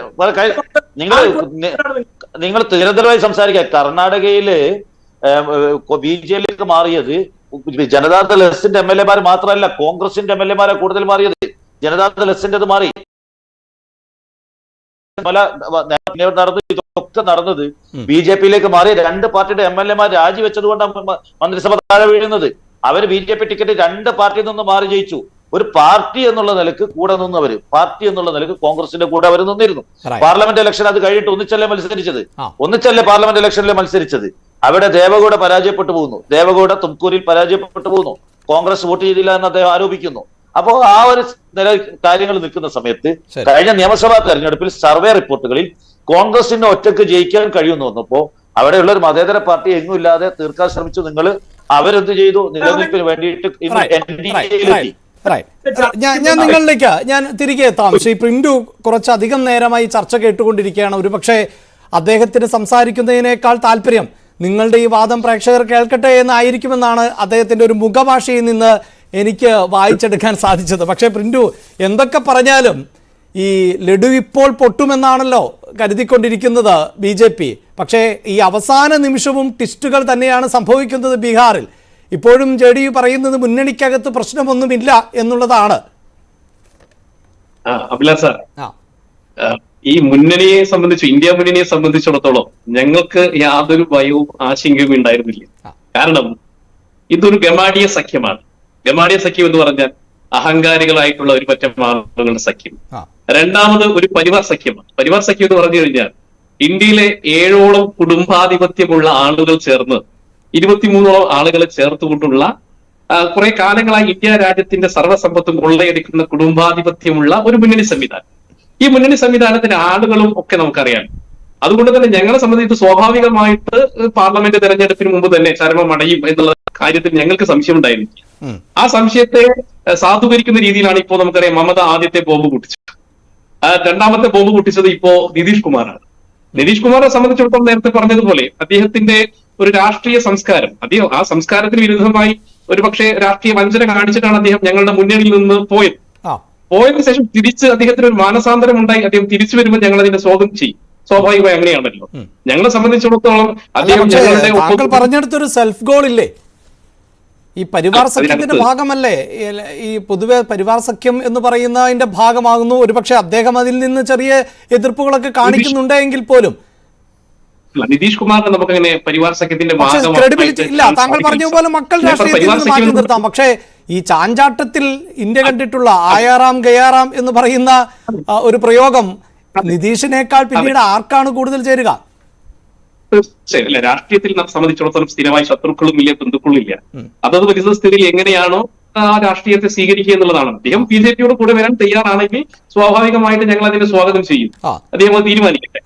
രണ്ടാമത്തെ ഒരു കാര്യം എന്ന് പറയുന്നത്, എന്തുകൊണ്ടാണ് നിതീഷ് കുമാർ കേവലം ഈ ചെയർമാൻ സ്ഥാനത്തിനോ കൺവീനർ സ്ഥാനത്തിനോ ആണ് ഈ മമതയും നിതീഷും ഒക്കെ ഈ പറയുന്ന ചാഞ്ചാട്ടം നടത്തുന്നുള്ള ഒരു രാഷ്ട്രീയ ബ്ലണ്ടർ ആരും പറയരുത്. നമുക്കറിയാം നല്ല രാഷ്ട്രീയ പരിണിതപ്രജ്ഞരാണ് ഈ നിതീഷ് കുമാറും നമ്മുടെ മമതാ ബാനർജിയും ഒക്കെ. കൃത്യമായിട്ട് നമുക്കറിയാം ഈ രാജ്യത്തിന്റെ ഒരു 10-40 വർഷത്തെ ചരിത്രത്തിൽ ഈ ചരിത്രത്തിന്റെ ഭാഗമായി കൊണ്ട് ചരിത്രം സൃഷ്ടിച്ചവരാണ് മമതാ ബാനർജിയും നിതീഷ് കുമാറും. സംശയം വേണ്ട. കാരണം ഈ ബീഹാറിന്റെ ജംഗിൾ രാജ്യത്ത് മോചിപ്പിച്ചതാണ് നിതീഷ് കുമാർ. അതുപോലെ തന്നെ 34 വർഷത്തെ പോരാട്ടം, കമ്മ്യൂണിസ്റ്റുകാർക്ക് പോരാട്ടത്തിൽ കോൺഗ്രസിൽ നിന്നുകൊണ്ട് പോരാടിക്കൊണ്ട് കോൺഗ്രസിൽ നിന്ന് മാറി നിന്നുകൊണ്ട് പോരാടിയ ആളാണ് മമത. അപ്പൊ സ്വാഭാവികമായിട്ട് ഇന്ത്യ രാജ്യത്തിന്റെ രാഷ്ട്രീയ പൾസ് കൃത്യമായി മനസ്സിലാക്കുന്ന ആളുകളാണ് ഈ രണ്ടുപേരും. ഈ രണ്ടുപേരുമാണല്ലോ പ്രബലമായിട്ടുള്ള മുന്നണി സംവിധാനത്തിന്റെ ഭാഗമായിട്ടുള്ള രണ്ട് ആളുകൾ, രണ്ട് മുഖ്യമന്ത്രിമാർ. സ്വാഭാവികമായിട്ട് അവർക്കറിയാം വരാൻ പോകുന്ന 2024 ഇലക്ഷൻ എന്ന് പറയുന്നത് BJP തൂത്തുവാരാൻ പോകുന്ന ഒരു ഇലക്ഷനാണ്.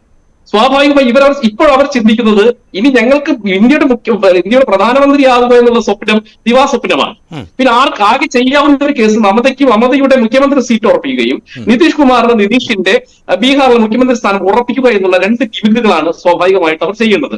കാരണം ഈ ഇന്റർനാഷണൽ കോൺഗ്രസിനെ സംബന്ധിച്ചിടത്തോളം കോൺഗ്രസ് പ്രബലമല്ലാത്ത ഒരു ശക്തി ആകാത്തിടത്തോളം കാലം ഈ മുന്നണി സംവിധാനത്തെ ഒരിക്കലും കോൺഗ്രസിന് നിയന്ത്രിക്കാൻ സാധിക്കില്ല. നമുക്കറിയാം കഴിഞ്ഞ നേരത്തെ സെബാസ്റ്റ്യൻ സാർ പറഞ്ഞല്ലോ, കഴിഞ്ഞ UPA സർക്കാർ രൂപീകരിക്കുന്ന സമയത്ത് 60 ഫിക്സഡ് ആയിട്ടുള്ള ഇടതുപക്ഷത്തിന്റെ MP-മാരായിരുന്നു. സത്യത്തിൽ ആ MP-മാർ ഒരു കോമൺ മിനിമം പ്രോഗ്രാമിനനുസരിച്ച് സഖ്യം വരുന്നു. സ്വാഭാവികമായി ആ സഖ്യത്തെ നിയന്ത്രിക്കാൻ ആ സുർജിത്തിനെ പോലെയുള്ള ഒരാൾ ഉണ്ടായിരുന്നു. പിന്നെ അതോടൊപ്പം തന്നെ സോണിയാഗാന്ധി, അഹമ്മദ് പട്ടേൽ, ഗുലാം നബി ആസാദ്, മോത്തിലാൽ വോറ തുടങ്ങിയിട്ടുള്ള ഒരു കോൺഗ്രസിനകത്തുള്ള ഒരു കൃത്യമായിട്ട് ഒരു പൊളിറ്റിക്കൽ പവറുള്ള ഗ്രൂപ്പായിരുന്നു അന്ന് UPA സർക്കാരിനെ മുന്നോട്ട് കൊണ്ടുവരും. ഇന്ന് സ്വാഭാവികമായിട്ട് കോൺഗ്രസിനെ അങ്ങനെ കൊണ്ടുപോകാൻ പറ്റിയിട്ടുള്ളത് ഈ പറയുന്ന രാഹുൽ ഗാന്ധി, അതുപോലെ തന്നെ രാഹുൽ ഗാന്ധിയുടെ കൂടെയുള്ള ഈ വെട്ടിപിടിക്കുന്ന KC വേണുഗോപാൽ അടക്കമുള്ള ആളുകളാണ്. KC വേണുഗോപാൽ പോലെ ആളാണ് അഖിലേന്ത്യാ രാഷ്ട്രീയത്തിൽ എന്ത് പ്രസക്തി എന്നൊക്കെ നമുക്കറിയാം. അപ്പൊ സ്വാഭാവിക KC വേണുഗോപാൽ മോശമാക്കിയിട്ടല്ല പറഞ്ഞു, ഞാൻ പറഞ്ഞതിന്റെ പ്രസക്തി. അപ്പൊ സ്വാഭാവികമായിട്ട് ഈ ഗുലാം നബി ആസാദിനെ പോലെ, മോത്തിലാൽ വോറയെ പോലെ, അഹമ്മദ് പട്ടേലിനെ പോലെയുള്ള പരിണത പ്രജ്ഞ സുർജിത്തിനെ പോലെയുള്ള ആളുകളായിരുന്നു UPA സർക്കാരിനെ നിലനിർത്തിയിരുന്നത്. എന്നാൽ ഇന്ന് സാഹചര്യം മാറി. സ്വാഭാവികമായി കോൺഗ്രസിനകത്തുള്ള സീറ്റ് എന്ന് പറഞ്ഞാൽ 52 സീറ്റാണ് കോൺഗ്രസിനുള്ളത്.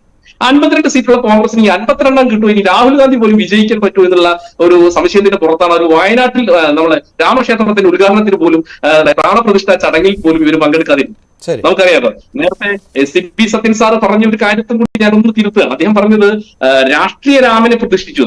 സാർ, CP സത്യൻ സാർ രാഷ്ട്രീയ രാമനല്ല സാർ, രാമൻ ഈ രാജ്യത്തിന്റെ ആത്മാവാണ്. 500 വർഷമായി ആത്മാവിന്റെ ചോദന നഷ്ടപ്പെട്ടിരുന്ന രാജ്യമായി ആ രാജ്യത്തിലേക്ക് ആ രാജ്യത്തിന്റെ ആത്മാവാണ് പ്രാണപ്രതിഷ്ഠ നടത്തിയത്. ആത്മാവിനെ തിരിച്ചു കൊണ്ടുവന്നതാണ്. അപ്പൊ രാമന്റെ രാഷ്ട്രീയ ആ സാധനത്തെ CP സത്യൻ സാർ ഒന്ന് വിഷയം ഈ രാമ പ്രതിഷ്ഠ ഒരുപാട് ചർച്ച ചെയ്തത് കൊണ്ടാണ് ഞാനൊന്ന് ഇടപെടുന്നത്. CP സത്യൻ സൂചിപ്പിച്ചത് വളരെ കൃത്യമായ രാഷ്ട്രീയ തെരഞ്ഞെടുപ്പ് അന്തരീക്ഷത്തിലേക്കും അല്ലെങ്കിൽ ഒരു രാജ്യത്തിന്റെ തെരഞ്ഞെടുപ്പിലേക്ക്, ആ ഒരു പൾസിലേക്ക് BJP എത്തി നിൽക്കുന്നു എന്നാണ് അദ്ദേഹം ഉദ്ദേശിച്ചത്. ശരിയാണ്, ശരിയല്ല, ഞാൻ അതിനകത്തൊരു വാക്കാണ് താങ്കൾക്ക് അഭിപ്രായം. രാഷ്ട്രീയ രാമൻ, അത് ഞാൻ പറഞ്ഞ രാമന്റെ അസ്തിത്വം നമുക്കറിയാലോ. അപ്പൊ അതുകൊണ്ടാണ് ഞാൻ സാർ അത് പറഞ്ഞത്. അപ്പൊ നമ്മൾ പതിറ്റാണ്ടുകളായി രാമനൊക്കെ നമ്മുടെ രാഷ്ട്രീയത്തിലുണ്ട് എന്നുള്ളതും വസ്തുതയാണല്ലോ. വസ്തുതയില്ലേ അഭിലാഷ് സാർ, ഞാൻ ഈ പ്രാണപ്രതിഷ്ഠ അതൊരു ഞാൻ പറഞ്ഞത് ആലങ്കാരികമായി പറയുകയല്ല. നമുക്കതിൽ സമയം കളയേണ്ടതില്ല. അതെ. അപ്പൊ സ്വാഭാവികമായിട്ട് ഈ മുന്നണി സംവിധാനത്തിന്റെ ഭാഗമായിക്കൊണ്ട് കൃത്യമായിട്ട് ആരാണ് നയിക്കുക, ഈ മുന്നണിയെ കൃത്യമായി നയിക്കാൻ ഒരാൾ വേണം. പിന്നെ സ്വാഭാവികമായിട്ട് ഈ BJPയെ സംബന്ധിച്ചിടത്തോളം നേരത്തെ പറഞ്ഞല്ലോ, വസന്ത് പറഞ്ഞല്ലോ, കോൺഗ്രസ് അവരുടെ 180 സീറ്റ് വിട്ടുകൊടുക്കാൻ വേണ്ടി തയ്യാറായിരിക്കുന്നു. അപ്പൊ തന്നെ കോൺഗ്രസ് പരാജയം സംബന്ധിച്ചു എന്നുള്ളതല്ലേ. നോക്കൂ, കഴിഞ്ഞ രണ്ടാം UPA സർക്കാർ കോൺഗ്രസിന്റെ സീറ്റ് 212 സീറ്റാണ്. 212 സീറ്റാണ്. എന്നാൽ കഴിഞ്ഞ തവണ BJP 427 സ്ഥലങ്ങളിൽ BJP മത്സരിക്കുന്നു. 427 സ്ഥലങ്ങളിൽ മത്സരിച്ച് BJP 303 സ്ഥലങ്ങളിൽ വിജയിക്കുന്നു.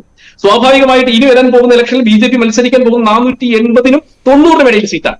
അപ്പൊ ഞങ്ങളെ സംബന്ധിച്ചോളം ഞങ്ങളുടെ ആത്മവിശ്വാസം വളരെ കൂടുതലാണ് സാർ. ഞങ്ങൾ സീറ്റ് വിട്ടുകൊടുത്തുകൊണ്ട്, ഘടകകക്ഷികൾ കൊടുത്തുകൊണ്ട് പരാജയം ഏറ്റുവാങ്ങാൻ ഞങ്ങൾ തയ്യാറാണ്. അപ്പൊ സ്വാഭാവികമായിട്ട് ഈ തട്ടിക്കൂട്ട് മുള്ളുവരുടെ മുറുക്കൻ മാമ്പ് മുന്നേറി പരസ്പരം അങ്ങോട്ടും ഇങ്ങോട്ടും കടിച്ച് അത് സ്വാഭാവികമായിട്ട് ഈ പാർലമെന്റ് ഇലക്ഷന് മുമ്പ് തന്നെ ചരമം അടയും എന്നുള്ള കാര്യത്തിൽ യാതൊരു സംശയവും വേണ്ട. അതുകൊണ്ട് കാര്യം ഒന്നാമത് നമ്മളൊന്ന് മനസ്സിലാക്കേണ്ട സാർ, നമ്മൾ ഇന്ത്യ മഹാരാജ്യത്തിന്റെ ഒരു ചരിത്രം പരിശോധിച്ചു കഴിഞ്ഞാൽ ഈ കുടുംബാധിപത്യത്തിനെതിരെയുള്ള ജനങ്ങൾക്കിടയിൽ വലിയ പ്രതിഷേധമുണ്ട്. അത് സോണിയാഗാന്ധിയുടെ കുടുംബത്തിനായിക്കോട്ടെ, ഈ നെഹ്റു കുടുംബത്തിനെതിരായിക്കോട്ടെ, ഇനി പറയുന്ന കാശ്മീരിൽ പോലും കുടുംബാധിപത്യമാണ് സാർ. നമ്മൾ പറയുന്ന കാശ്മീര്, ആ കാശ്മീരിലെ കുടുംബാധിപത്യം ഇതിന്റെ ഭാഗമാണ്. അപ്പൊ സ്വാഭാവികമായിട്ട് ഇന്ത്യ ചരിത്രത്തിൽ 7 മുന്നണി സംവിധാനങ്ങൾ 7 തവണ സർക്കാർ മുന്നണി സംവിധാനത്തിൽ വന്നിട്ടുണ്ട്. അതൊക്കെ പരാജയമായിരുന്നു. ഒരാൾക്ക് ദേശായിക്ക് പോലും 2 വർഷമേ ഭരിക്കാൻ സാധിച്ചിട്ടുള്ളൂ. അതുകൊണ്ട് അങ്ങനെയാണെങ്കിൽ ഈ ഇന്ത്യ സഖ്യത്തിന് മുമ്പ് UPA സഖ്യം ഉണ്ടായിരുന്നല്ലോ, അതും പരാജയമായിരുന്നു. അപ്പൊ അതുകൊണ്ട് പ്രബല ശക്തികളായിട്ട് ഇന്ത്യൻ കോൺഗ്രസ് പ്രബല ശക്തിയാകുമ്പോഴും അല്ലെങ്കിൽ BJP ഒരു പ്രബല ശക്തിയായി മാത്രമേ ഒരു മുന്നണി സംവിധാനം ഈ രാജ്യത്ത് നിലനിൽക്കൂ എന്നുള്ള യാഥാർത്ഥ്യം നമ്മൾ മനസ്സിലാക്കണം. അല്ലാതെ നിതീഷിനെയും മമതയെ പോലെയുള്ള പ്രാദേശിക ശക്തികളെ കൂട്ടുപിടിച്ചുകൊണ്ട് ഇന്ത്യ മഹാരാജ്യം ഈ ഭരിക്കാനുള്ള വ്യാമോഹം അത് ദിവാസ്വപ്നം മാത്രമാണെന്ന് എനിക്ക് തീർച്ചയായും. പക്ഷേ ഈ കശ്മീരിലും കർണാടകത്തിലുമൊക്കെ അധികാരം വളരെ പ്രധാനപ്പെട്ടതായപ്പോൾ ഈ കുടുംബാധിപത്യമുള്ളവരുമൊക്കെയായി BJPയും ഇടക്കാലത്തൊക്കെ കൈ കൊടുത്തിരുന്നു എന്നത് താങ്കൾക്കും പൂർണ്ണമായൊന്നും തള്ളിക്കളയാനാകുമെന്ന് തോന്നുന്നില്ല. എന്തായാലും അതല്ല നമ്മുടെ ചർച്ചാ വിഷയം. അതുകൊണ്ട് ഞാൻ ഡോക്ടർ സെബാസ്റ്റ്യൻ പോളിലേക്ക് വീണ്ടും പോവുകയാണ്. ഡോക്ടർ സെബാസ്റ്റ്യൻ പോൾ, ഇവിടെ ഇപ്പോൾ ഈ ചർച്ചയുടെ ഭാഗമായി ഒരേ മുന്നണി സംവിധാനത്തിന്റെ ഭാഗമായുള്ള 2 പേർ തമ്മിലുള്ള തർക്കം താങ്കളും ശ്രദ്ധിച്ചു കാണുമല്ലോ. തീർച്ചയായും ഒരു ജനാധിപത്യ സംവിധാനത്തിൽ അത്തരം തർക്കങ്ങൾ ഉണ്ടാകണമെന്ന വ്യക്തിപരമായി അഭിപ്രായമുള്ള ആളാണ് ഞാൻ. പക്ഷേ ഇനിയിപ്പോൾ ഈ പറയുന്നത് പോലെ CP സത്യൻ സൂചിപ്പിച്ചതുപോലെ ഒരു തെരഞ്ഞെടുപ്പിന്റെ മൂടൊക്കെ ആയിക്കഴിഞ്ഞു. അത് എന്തിനെയാണ് ഉയർത്തി കാണിക്കുന്നത്? രാഷ്ട്രീയ രാമനല്ല പ്രതിഷ്ഠിക്കപ്പെട്ടത് എന്ന് പറയുമ്പോൾ പോലും ഉത്തരേന്ത്യയിൽ രാമൻ ഉണ്ടാക്കാൻ പോകുന്ന തരംഗം എന്താണ് എന്നൊക്കെ BJPക്ക് കൃത്യമായ അളവുകോലുണ്ട്. അത് ദക്ഷിണേന്ത്യയിലേക്ക് കൂടി എത്തിക്കാൻ പറ്റുമോ എന്ന ശ്രമം മോദിയെ മുൻനിർത്തിക്കൊണ്ട് നടക്കുന്നുമുണ്ട്. ഒരു തെരഞ്ഞെടുപ്പിൽ വിജയിക്കുക എന്നതാണ് പ്രധാനം. അതിനേത് തന്ത്രവും പയറ്റുക എന്നതിനെ നമുക്ക് രാഷ്ട്രീയമായി കുറ്റം പറയാനുമാകില്ല. പക്ഷേ ഈ ഒരു തമ്മിലടി എന്നത് താങ്കൾ ശ്രദ്ധിച്ചു കാണും മറുചേരിയിൽ. ഇതിലിപ്പോൾ ഈ പറയുന്നത് പോലെ എല്ലാത്തിൻ്റെയും ഉത്തരവാദിത്വം കോൺഗ്രസ് ആണ് എന്ന് താങ്കൾക്ക് അനുമാനിക്കാൻ സാധിക്കുമോ? അതിലിപ്പോൾ മമതാ ബാനർജിയെ പോലെയുള്ള കരുത്തരായ നേതാക്കളുണ്ട്, കോൺഗ്രസ് സ്വാഭാവികമായി മുൻനിരയിൽ നിൽക്കുന്നവരാണ്, ഈ നിതീഷ് കുമാറുണ്ട്, AAP പഞ്ചാബിലെങ്കിലും അല്ലെങ്കിൽ മോശം അല്ലെങ്കിൽ എന്ന് നമുക്ക് പറയാൻ സാധിക്കില്ല.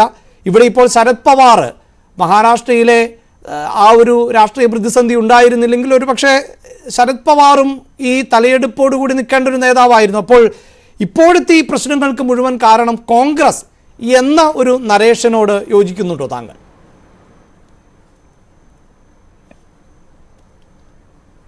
അല്ല, ഇപ്പോഴത്തെ ഈ പ്രശ്നങ്ങൾക്ക് മുഴുവൻ ഉത്തരവാദി കോൺഗ്രസ് ആണെന്ന് ഞാൻ പറയുന്നില്ലെങ്കിലും കോൺഗ്രസിന്റെ പ്രാപ്തിക്കുറവ് വലിയൊരു വിഷയം തന്നെയാണ്.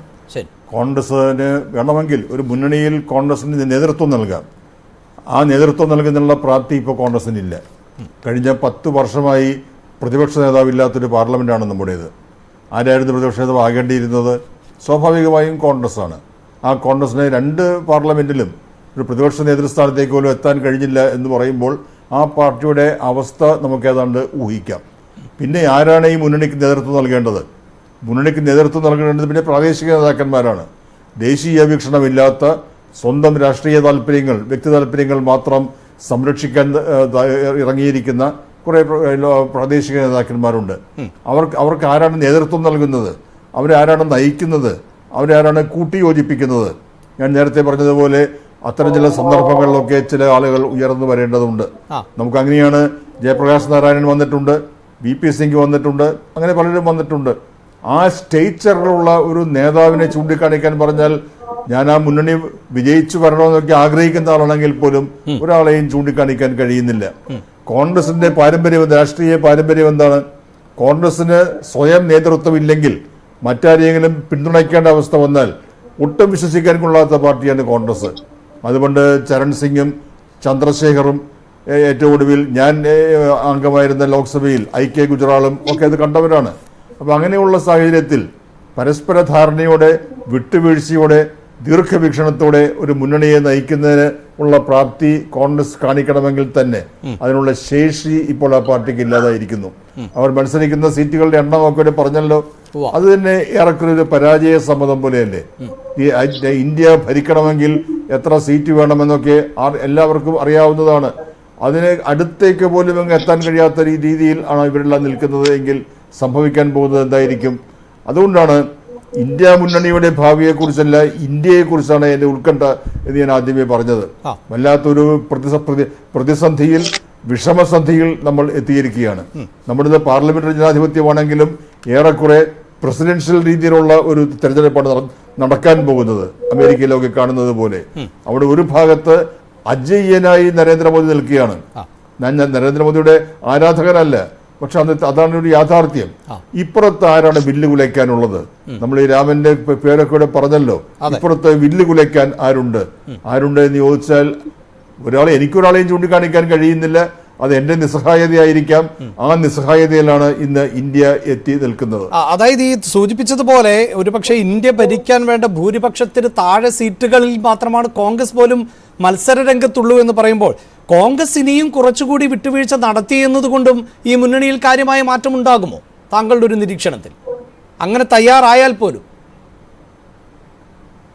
അല്ല, എനിക്ക് തോന്നുന്നില്ല അങ്ങനെയുള്ള വിട്ടുവീഴ്ചകൾക്ക്. ഇപ്പൊ നമ്മൾ ചർച്ച ചെയ്യുന്നത് നിതീഷ് കുമാറിന്റെ കാര്യമാണെങ്കിൽ ഏതെങ്കിലും തരത്തിലുള്ള വിട്ടുവീഴ്ച കോൺഗ്രസിൽ നിന്ന് ഒരു കാര്യം പിടിച്ചു വാങ്ങുന്നതിന് വേണ്ടിയുള്ള സമ്മർദ്ദ തന്ത്രമാണ് അദ്ദേഹം ഇപ്പോൾ കളിക്കുന്നത് എന്ന് എനിക്ക് തോന്നുന്നില്ല.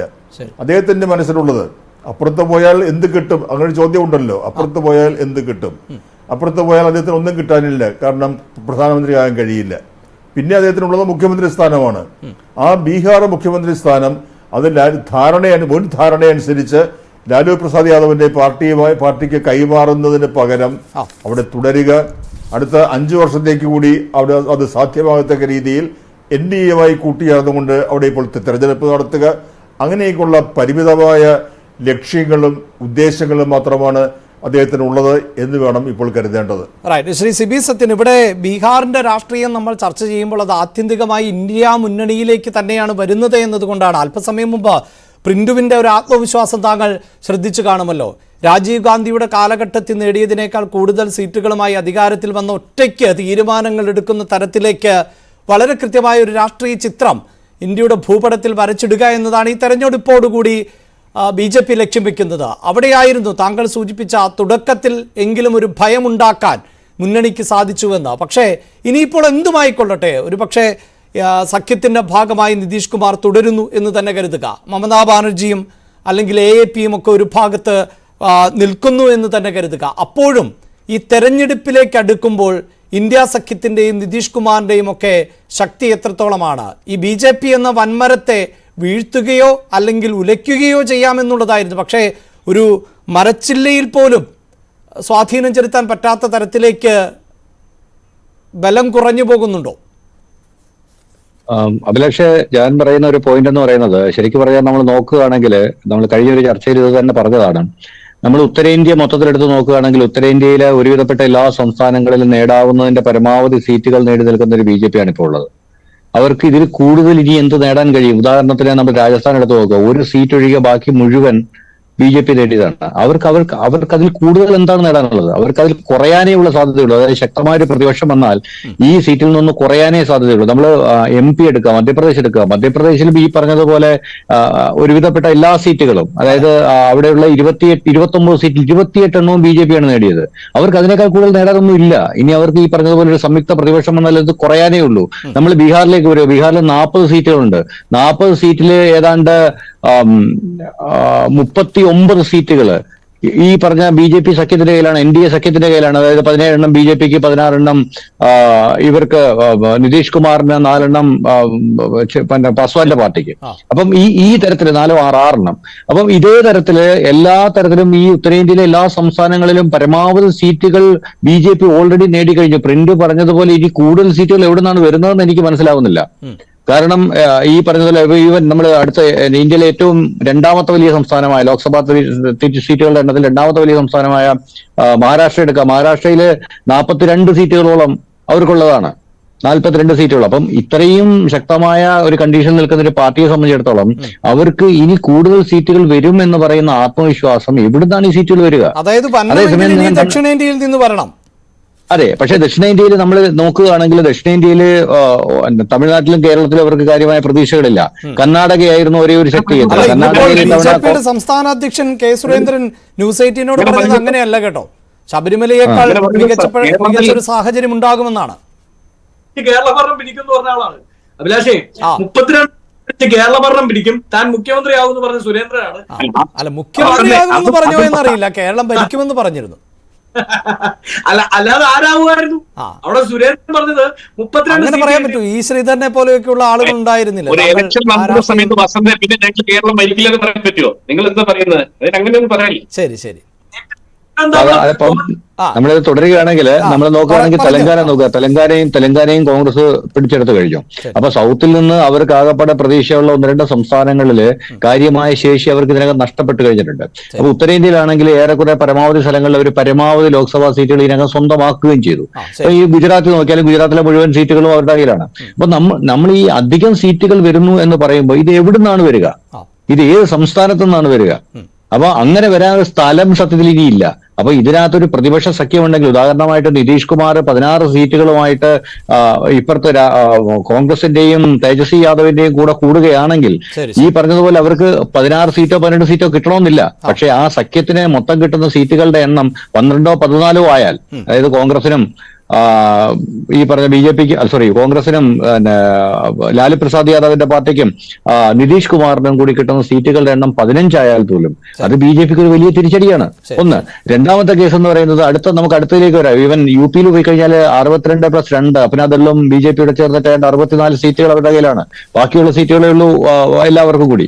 അതിനകത്ത് അവർക്ക് ശരിക്കും പറഞ്ഞു കഴിഞ്ഞാൽ ഇനി നേടിയെടുക്കുക എന്ന് പറയുന്നത്, അതായത് സഖ്യമായിട്ട് കോൺഗ്രസിന് ഈ പറഞ്ഞ സീറ്റുകൾ ഇല്ലെങ്കിലും ശക്തമായ ഒരു വോട്ടിംഗ് ഷെയർ ഇപ്പോഴും UPയിലുണ്ട്.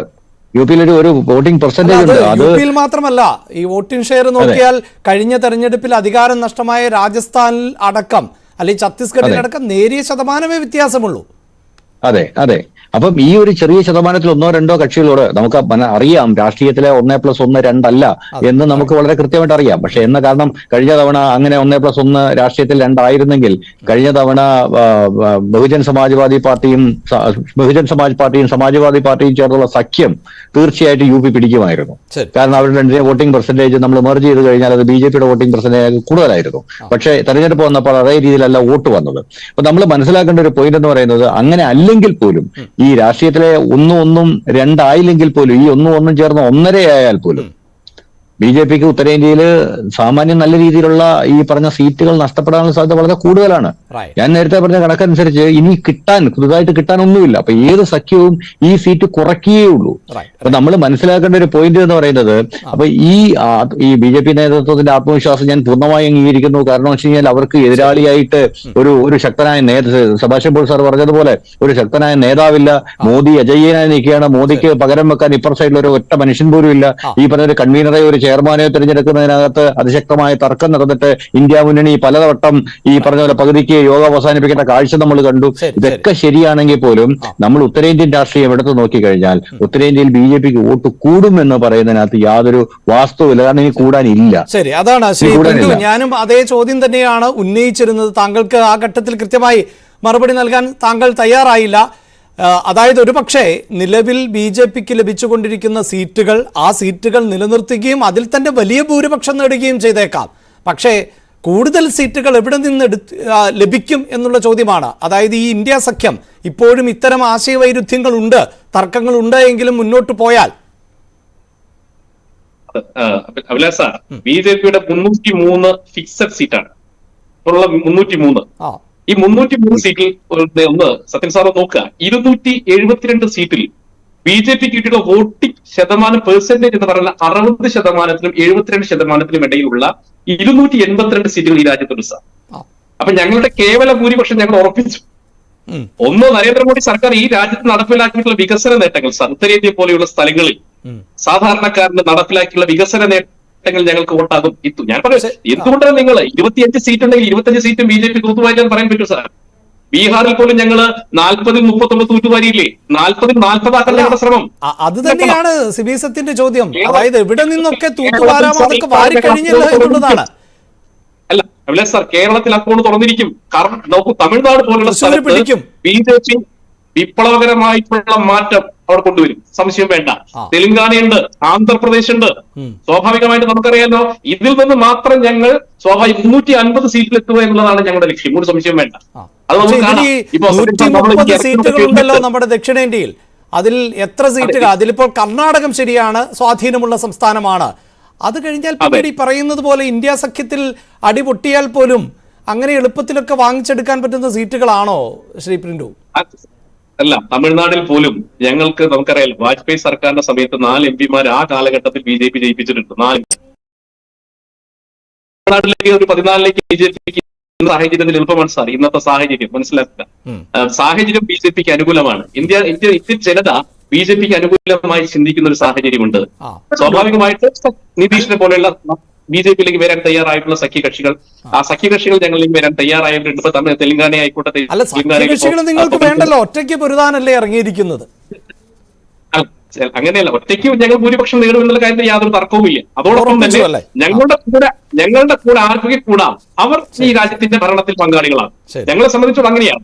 ഞങ്ങളെ സംബന്ധിച്ചിടത്തോളം അങ്ങനെ ആരെങ്കിലും അകറ്റി നിർത്തുന്ന ഒരു പ്രസ്ഥാനമല്ല. ഞങ്ങൾ എല്ലാവരും BJPയിലേക്ക് ഇന്നല്ലെങ്കിൽ നാളെ സമ്പൂർണ്ണമായി എല്ലാവരും BJPയിൽ വരണമെന്ന് ആഗ്രഹിക്കുന്ന ആളുകളാണ് ഞങ്ങൾ. അപ്പൊ സ്വാഭാവികമായിട്ട് പറഞ്ഞതുപോലെ ഇവിടെ ഇനിയിപ്പോൾ ഈ തരത്തിലൊരു ജനാധിപത്യ തെരഞ്ഞെടുപ്പേ വേണ്ട. അങ്ങനെ പറയുന്നു. അങ്ങനെയല്ല,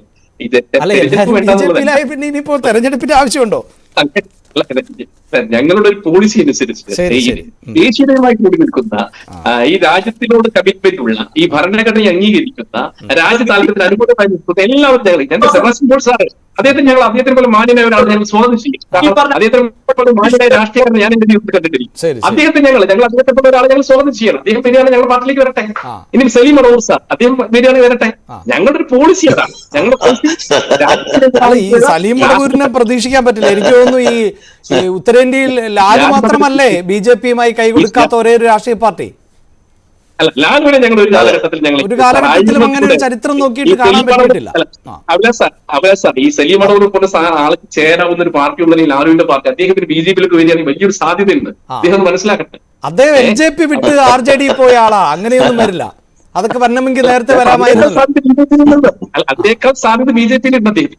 ശരി, ഈ രാഷ്ട്രീയം അവസരങ്ങളുടെ കലയാണല്ലോ അല്ലെ. ശരി, അപ്പോഴും എന്തായാലും താങ്കൾ നേരത്തെ പറഞ്ഞ കാര്യമുണ്ട്, കുടുംബ പരിവാർ ഫാമിലിയെ മാറ്റി നിർത്തണം കേട്ടോ. എന്താ താങ്കൾ നേരത്തെ പറഞ്ഞിരുന്നു, ആ പരിവാർ കുടുംബാംഗങ്ങളെങ്കിലും ഒന്ന് മാറ്റി നിർത്തിയേക്കണം എല്ലാവരെയും സ്വാഗതം ചെയ്യുമ്പോൾ. അതല്ല, ഈ ലാലു അടക്കമുള്ള ഈ രാജ്യത്തിന്റെ സമ്പത്ത് അടിച്ചു മാറ്റിക്കൊണ്ട് ഇപ്പൊ ലാലുവിന് 11 മക്കൾ, എത്ര പേരാണ് MLA, എത്ര പേരാണ് MP എന്ന് ലാലുവിന് പോലും അറിയില്ല. 11 മക്കൾ. നമുക്ക് എന്തായാലും അത്തരം വ്യക്തിപരമായ കാര്യങ്ങളിലേക്ക് വേണ്ട. പക്ഷേ ശ്രീ സലീം മടവൂർ, നമുക്ക് ഈ ബീഹാറിലേക്ക് തന്നെ വന്നാൽ ഇതിപ്പോൾ ഒരു തെറ്റായ തീരുമാനമായി പോയോ എന്ന് RJD സംശയിക്കുന്ന മണിക്കൂറുകളാണോ? കാരണം തേജസ്വി യാദവ് അടിയന്തരമായി യോഗം വിളിക്കുന്നു, അനുയായികളുടെ യോഗമാണ് വിളിച്ചിട്ടുള്ളത്. ഇതാ ഇപ്പോൾ എനിക്ക് കിട്ടുന്ന PCR-ൽ നിന്നുള്ള നിർദ്ദേശങ്ങൾ അനുസരിച്ച് അമിത്ഷാ വളരെ പെട്ടെന്ന് വിഷയങ്ങളിലേക്ക് ഇടപെടുന്നു എന്നാണ് അറിയാൻ സാധിക്കുന്നത്. BJP അധ്യക്ഷനുമായി ആശയവിനിമയം നടത്തുന്നുണ്ട്. അത് ബീഹാർ വിഷയത്തിലാണ്. നാളെയോ മറ്റന്നാളോ എന്നതിൽ ഒരു വ്യക്തതക്കുറവുണ്ട്. JDU വീണ്ടും യോഗം വിളിക്കുന്നുണ്ട്, MP-മാരുടെയും MLA-മാരുടെയും ഒക്കെ. അപ്പോൾ ഞങ്ങൾക്കിടയിൽ അസ്വാരസ്യമൊന്നുമില്ല എന്ന് പറയുമ്പോഴും ഇനി ശേഷിക്കുന്ന കാലം മുഖ്യമന്ത്രി കസേരയിൽ ഇരിക്കേണ്ട ആ ഒരു അവസരം നഷ്ടപ്പെടുത്തുമ്പോൾ ഒരു ബലിയാടാക്കപ്പെട്ടു എന്ന വികാരമാണോ ഇപ്പോഴുള്ളത്? അല്ല, ഞാൻ പറയാം 2 മിനിറ്റ്. ഇവിടെ ഞങ്ങൾക്ക് ബലിയാടാക്കപ്പെട്ടു എന്നുള്ള യാതൊരു ചിന്തയില്ല. കാരണം ബീഹാറിൽ അടുത്തൊരു തെരഞ്ഞെടുപ്പ് വന്നാൽ ഇപ്പൊ ഏറ്റവും വലിയ ഒറ്റകക്ഷി RJD ആണ്. ഒരു തെരഞ്ഞെടുപ്പ് വന്നാൽ RJDക്ക് മുഖ്യമന്ത്രി സ്ഥാനം ലഭിക്കാവുന്ന സാഹചര്യം നിലവിലുള്ളത്. പ്രത്യേകിച്ച് യുവാക്കൾക്കിടയിൽ തേജസ്വി യാദവിന്റെ സ്വീകാര്യത കൂടി വരുന്നുണ്ട്. ഇവിടെ ഞങ്ങളെ സംബന്ധിച്ചിടത്തോളം ഒരു വിട്ടുവീഴ്ച ചെയ്തുകൊണ്ടാണ്, അധികാരത്തിന് വേണ്ടിയിട്ടല്ല, നിതീഷ് കുമാറിനെ ഈ പ്രതിപക്ഷ മതേതര സഖ്യത്തിന്റെ ഭാഗമാക്കി നിർത്താൻ വേണ്ടിയിട്ടുള്ള വലിയൊരു വിട്ടുവീഴ്ചയാണ് RJD ബീഹാറിൽ ചെയ്തത്. എനിക്ക് BJP-യുടെ പ്രിന്റുവിനോട് ചോദിക്കാനുള്ളത്, അഭിലാഷേ, ഒന്ന്, ഇന്ത്യയിൽ ജാതി സെൻസസ് നടത്തിയിട്ട് ഇപ്പൊ 1931 ജാതി സെൻസസ് പ്രകാരം 52% പിന്നോക്കക്കാരാണ് ഉള്ളത്. അത് പ്രകാരമാണ് മണ്ഡൽ കമ്മീഷൻ റിപ്പോർട്ട് കൊണ്ടുവന്നതും ഇന്ത്യയിൽ 27% സംവരണവും കൊടുത്തത്. അപ്പോ നിതീഷ് കുമാറിന്റെ ആവശ്യം എന്ന് പറഞ്ഞാൽ ഇപ്പോ അവിടെ ജാതി സെൻസസ് നടത്തിയപ്പോ 63% പിന്നോക്കക്കാരുണ്ട്. അതുകൊണ്ട് സംവരണം, പിന്നോക്കക്കാർക്കുള്ള ജാതി സംവരണം, സാമ്പത്തിക സംവരണം, ജാതി സംവരണം ഇനിയും വർദ്ധിപ്പിക്കണം. അവിടെ 10% വർദ്ധിപ്പിച്ചു. രാജ്യവ്യാപകമായി കണക്കെടുക്കണമെന്നാണ് പറയുന്നത്. BJP അത് ചെയ്യുമോ എന്ന് അറിയാൻ എനിക്ക് താല്പര്യമുണ്ട്, അദ്ദേഹത്തിന്റെ നയപരമായിട്ട്. അപ്പൊ ജാതി സെൻസസ് വേണമോ, മണ്ഡൽ കമ്മീഷൻ റിപ്പോർട്ട്, ഇക്കാര്യത്തിലൊക്കെ തന്നെ വ്യക്തമായ നിലപാടെടുത്തുകൊണ്ട് ഈ രാജ്യത്ത് വീണ്ടും പുതിയ റിസർവേഷൻ, പിന്നോക്കക്കാർക്ക് പുതിയ റിസർവേഷൻ വേണമെന്നാണ് നിതീഷ് കുമാർ ഇന്നലെ വരെ വാദിച്ചുകൊണ്ടിരുന്നത്. നാളെ എന്താണ് അദ്ദേഹം പറയാത്തിടത്തോളം വ്യക്തമായിട്ട് എനിക്ക് പറയാൻ കഴിയില്ലെങ്കിലും ഇന്നലെ വരെ അദ്ദേഹം പറഞ്ഞത് ജാതി സെൻസസ് വേണം, പുതിയ റിസർവേഷൻ നയം വേണമെന്ന് പറയുന്നു. അപ്പൊ ഇതേക്കുറിച്ച് എന്താ പറയാനുള്ളത്? പിന്നെ അടുത്ത തെരഞ്ഞെടുപ്പിൽ ഇന്ത്യയിൽ പ്രതിപക്ഷ സഖ്യത്തിന് ഭൂരിപക്ഷം കിട്ടാനുള്ള എല്ലാ സാധ്യതയും തെളിഞ്ഞു വരുന്നുണ്ട്. ഈ രാജ്യത്ത് മതത്തെ രാഷ്ട്രീയമായി ദുരുപയോഗം ചെയ്തതിൽ വേദനിക്കുന്ന വലിയൊരു വിഭാഗം ഹിന്ദു മതവിശ്വാസികൾ തന്നെയുണ്ട്. അവർ രാമക്ഷേത്രം, അവിടെ ഒരു വലിയൊരു വിഭാഗം രാമക്ഷേത്രം അവിടെ വരുമ്പോ ഹിന്ദു പുരോഹിതന്മാർ പവിത്രമായ ഒരു ചടങ്ങായി അത് നടത്തുമെന്ന് പ്രതീക്ഷിക്കുമ്പോ ഇന്ത്യയുടെ പ്രധാനമന്ത്രി BJP-യുടെ നേതാവ് എന്നുള്ള നിലക്ക് അതിനെ രാഷ്ട്രീയമായി ദുരുപയോഗം ചെയ്തു. ഇന്ത്യയിലെ ശങ്കരാചാര്യന്മാർ തന്നെ പറയുന്നു പൂർത്തിയാവാത്ത ക്ഷേത്രം ചെയ്ത് ശരിയായില്ല എന്ന് അവർ തന്നെ പറഞ്ഞു. നമ്മുടെ ചർച്ചയിൽ പറഞ്ഞാണ്, ഞാൻ ആവർത്തിക്കുന്നില്ല. അപ്പൊ ഈ രൂപത്തില് ഇതിനെ മതത്തെ രാഷ്ട്രീയമായി ദുരുപയോഗം ചെയ്തതും ഈ രൂപത്തിൽ പവിത്രമായ ഒരു ചടങ്ങിനെ അതിനെ രാഷ്ട്രീയവൽക്കരിച്ചത് ശരിയായില്ല. അത് പവിത്രമായ മതചടങ്ങായി നടക്കേണ്ടിയിരുന്നു എന്ന് വിശ്വസിക്കുന്ന വലിയൊരു വിഭാഗം ആളുകളുണ്ട്. അപ്പൊ തന്നെയുമല്ല, ഇങ്ങനെ ഇത്തരത്തിൽ ഈ എന്താ പറയാ, മതം BJP-ക്ക് വേണ്ടി, ഹിന്ദു മതത്തിന്റെ ഒരു കാര്യങ്ങളൊക്കെ തന്നെ BJP-ക്ക് രാഷ്ട്രീയമായി അത് ദുരുപയോഗം ചെയ്യുന്നതിൽ അഭിപ്രായ വ്യത്യാസമുള്ള വലിയ ആളുകളുണ്ട്. അപ്പൊ ഇതൊക്കെ തന്നെ രാജ്യത്ത് ഉയർന്നു വരുന്നുണ്ട്. അതേപോലെ പിന്നോക്ക ജനവിഭാഗങ്ങൾക്ക് നേരത്തെ നിതീഷ് കുമാർ തന്നെ തുടങ്ങി വെച്ച ഒരു ചർച്ചയുണ്ട്. 1931 52% ആളുകൾ ഇപ്പൊ 63% നിൽക്കുകയാണ്. അവർക്ക് പുതിയ സംവരണ നയം വേണമെന്ന് ആവശ്യപ്പെടുന്ന ഒരു ചർച്ച വന്നിരിക്കുന്നു. പിന്നോക്ക ജനവിഭാഗങ്ങൾ ആ മാറ്റത്തിന് വേണ്ടി നിലകൊള്ളുകയാണ്. അപ്പൊ നിങ്ങൾ കാണാത്ത അടിയൊഴുക്ക് രാജ്യത്ത് വരാൻ വേണ്ടി പോവുകയാണ്. ഉത്തർപ്രദേശിലും ബീഹാറിലും മധ്യപ്രദേശിലും രാജസ്ഥാനിലും ഒക്കെ ഈ പിന്നോക്ക രാഷ്ട്രീയം കൂടുതൽ പ്രസക്തമായി ചർച്ച ചെയ്യപ്പെടുന്നു. ഞങ്ങൾക്ക് ആവശ്യമായ വിളക്ക് കത്തിച്ചു വെച്ചിട്ടാണ് നിതീഷ് കുമാർ പോകുന്നത്. ആ വിളക്ക് ഞങ്ങൾ നന്നായിട്ട് തെളിച്ച് കത്തിച്ചുകൊണ്ടിരിക്കും. എന്താ പറയാ, സ്വന്തം കൊമ്പ് തന്നെ അവിടെ മുറിച്ചു വെച്ചിട്ടാണ് അദ്ദേഹം പോയത്.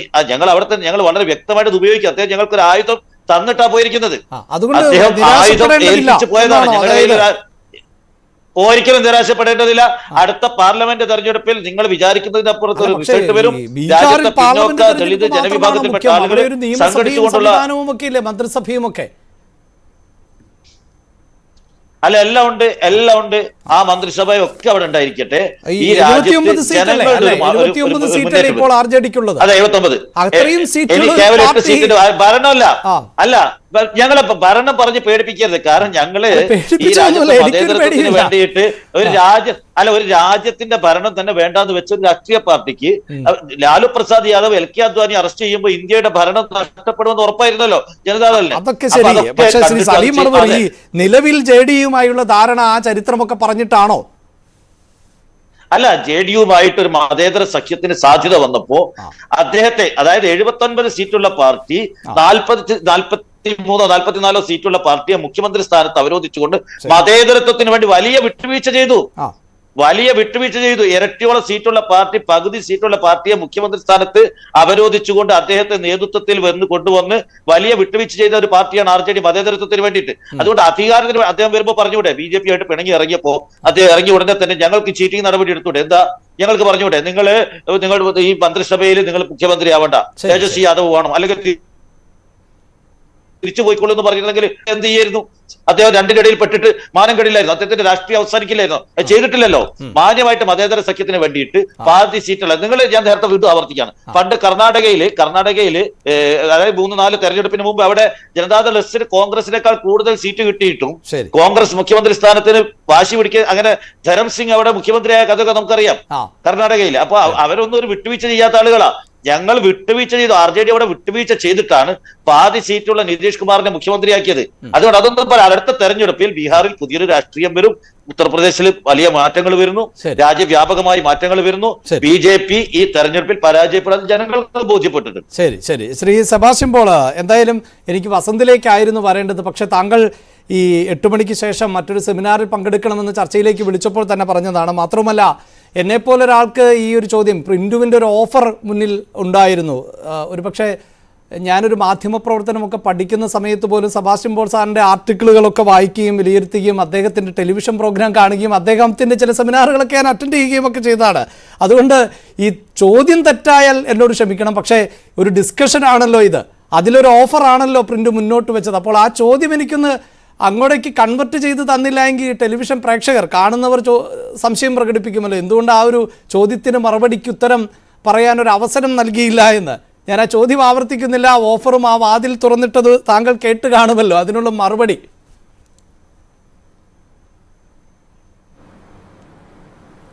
അല്ല, പ്രിന്റ് അങ്ങനെ ഒരു ഗൗരവത്തോടുകൂടി വാതിൽ തുറന്നതാണെന്ന് ഞാൻ കരുതുന്നില്ല. അല്ല, പ്രിന്റ് ഇപ്പോൾ ഔദ്യോഗികമായി പദവികളൊക്കെ അലങ്കരിക്കുന്ന വ്യക്തിയാണ്. ഞാൻ കടക്കാനുണ്ടാവില്ല എന്ന് സെബാസ്റ്റ്യൻ സാർ വരുമ്പോൾ ഞങ്ങൾക്ക് ഗൗരവത്തോടു കൂടി സ്വാഗതം ചെയ്യുന്നു, വളരെ ഗൗരവത്തോടുകൂടി സ്വാഗതം ചെയ്യുന്നു. അത് ഇന്നത്തെ ഇന്ത്യൻ അവസ്ഥയിൽ ആരുടെ വരവും സ്വാഗതം ചെയ്യുന്ന ഒരു അവസ്ഥയിലാണ് BJP നിൽക്കുന്നത്. പക്ഷെ അങ്ങനെ നമുക്ക് ഒരു ചർച്ചയിൽ ചില കാര്യങ്ങൾ പറയുന്നു എന്നതുകൊണ്ട് നമ്മുടെ മനോഭാവത്തിലോ നിലപാടിലോ നിതീഷ് കുമാറിനെ പോലെ മാറ്റം വരുത്തി എന്ന് ധരിക്കരുത്. പ്രിയപ്പെട്ട പ്രേക്ഷകരും അപ്രകാരം ഒരു തെറ്റിദ്ധാരണയ്ക്ക് വശംവദനാകരുത്. റൈറ്റ്. അവസാനം ഈ ചർച്ചയുമായി ബന്ധപ്പെട്ട് താങ്കൾക്ക് എന്തെങ്കിലും കൂടി കൂട്ടിച്ചേർക്കാനുണ്ടോ? ചർച്ച അല്പസമയം കൂടി മുന്നോട്ട് പോകേണ്ടതുണ്ട്. താങ്കളുടെ ഒരു സമയ പരിമിതി എനിക്കറിയില്ല, അതുകൊണ്ടാണ്.